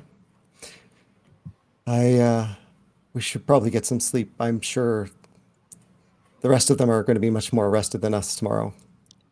Probably just, Well, I don't know. Maybe Clara's had an eventful night. well, maybe. Yeah. Ah, yes. Thank you. Thank I you. needed this. It, Yeah. yeah, it was good. Go ahead. I'm done, really. As Clara, you walk inside, there's a plate on the counter with some pancakes. It says, Clara, I don't know when you'll be home, but if you're hungry, there's some food. If you need to talk, you can wake me up, Arthur. It's about 10 o'clock, a little bit past his bedtime. He goes to bed a little bit early. I don't think Clara would wake her dad up. She's had a weird night. Real weird. She'll gladly take the pancakes, though. You head to bed, and then Olivia, about 10 minutes later, you walk up and you're standing outside of Arthur's shop. It's closed. It's locked. The lights are all off. Yeah. Olivia does a little bit more pacing and thinking.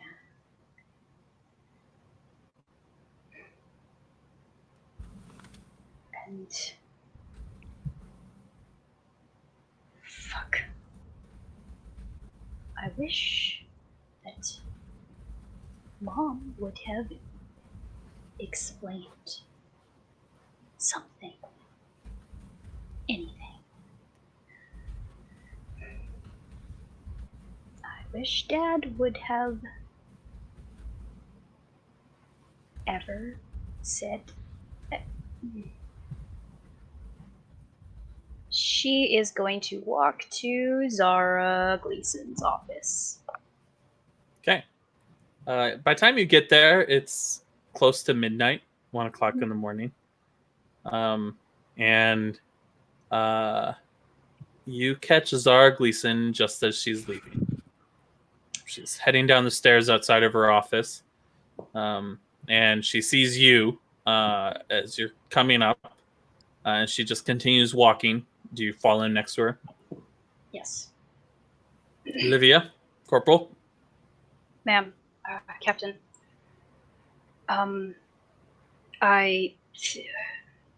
There was a situation tonight. You may hear something. I was all in the right. Everything was correctly done, I believe. I was following an investigation. Sherman. You Yes. know him? He Yeah, has second in command to taken- the Rook. Yes. I believe he is trying to do something possibly with time magic. He's been trying to court my sister. Interesting. Should I pull you off this case? Do you conflict of interest there? No, everything. I think I handled the situation quite calmly. I entered the. They went to a club. I observed the situation, but I did not do anything to. I did not interact with the suspect at all. I just need. I'm going to need a contact to give information to and possibly be a little bit more stealthy than I am. What are you exactly asking for? I need those people that you mentioned. I need to get in contact with them. I'm guessing they are better at secretiveness than me. Sure. Very well. They'll be in touch in the next couple of days. Thank you. Yeah, everything is fine. I just thought I should report to you because I haven't spoken to them yet, and this is a big development. You found something out? I mean, time magic is one of those things that lots of people talk about, but doesn't ever go anywhere. He seemed like suspiciously people are interested. Lots of people are. There's Yes. although Clara is one of the leading experts on time magic, or at least knows the leading expert on time magic, you wouldn't happen to know where Olivia's mentor is, or Clara's mentor is, would you? No, I don't know where he is. If I'm being honest, ma'am, a good reason why it's fine to keep me on the case. I haven't had much contact with my sister for many years. We don't talk much and not very close. So it's not a feelings thing. It's just I'd rather not family get mixed up in this. I'll just monitor and be sure everything's okay. If you find out where her mentor is, please let me know. Okay. We're getting the Azurite powder together, but there's some questions there. Good night. Yes. Sorry. Good night. Then she just walks off. All right. Olivia is going to walk around town.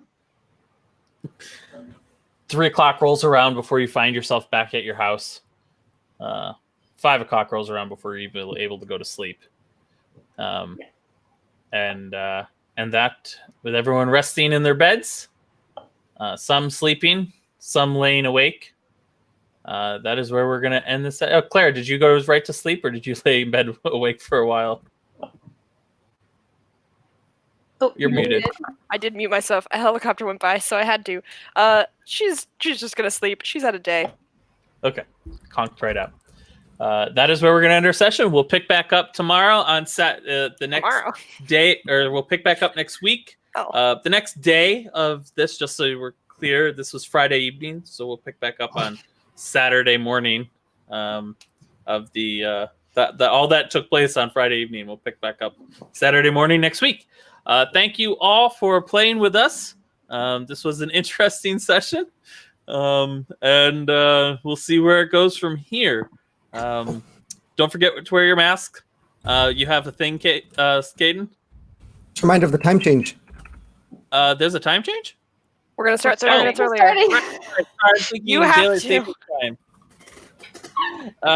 We're starting 30 minutes early next week. The session will be 3 hours long. We end at the same time, but we'll be starting half an hour early. So join us here next week at 5:30 Pacific Standard Time. Or Ian? 8:30. 8:30 No, 8:30 Eastern? Eastern. 8:30 Yeah. Eastern. Who's got Central Standard Time? We usually 7:30. That's 7:30. correct. There we go. Yeah. There you go. We're so 5:30, good at 8:30, this. 7:30. Yeah. Anyway, we're really good at this time stuff. So we'll see you next week. Thank you for playing with us. Don't forget to tell somebody you love them, or if somebody comes to mind, give them a call, because with everything that's going on, maybe they need somebody to talk to.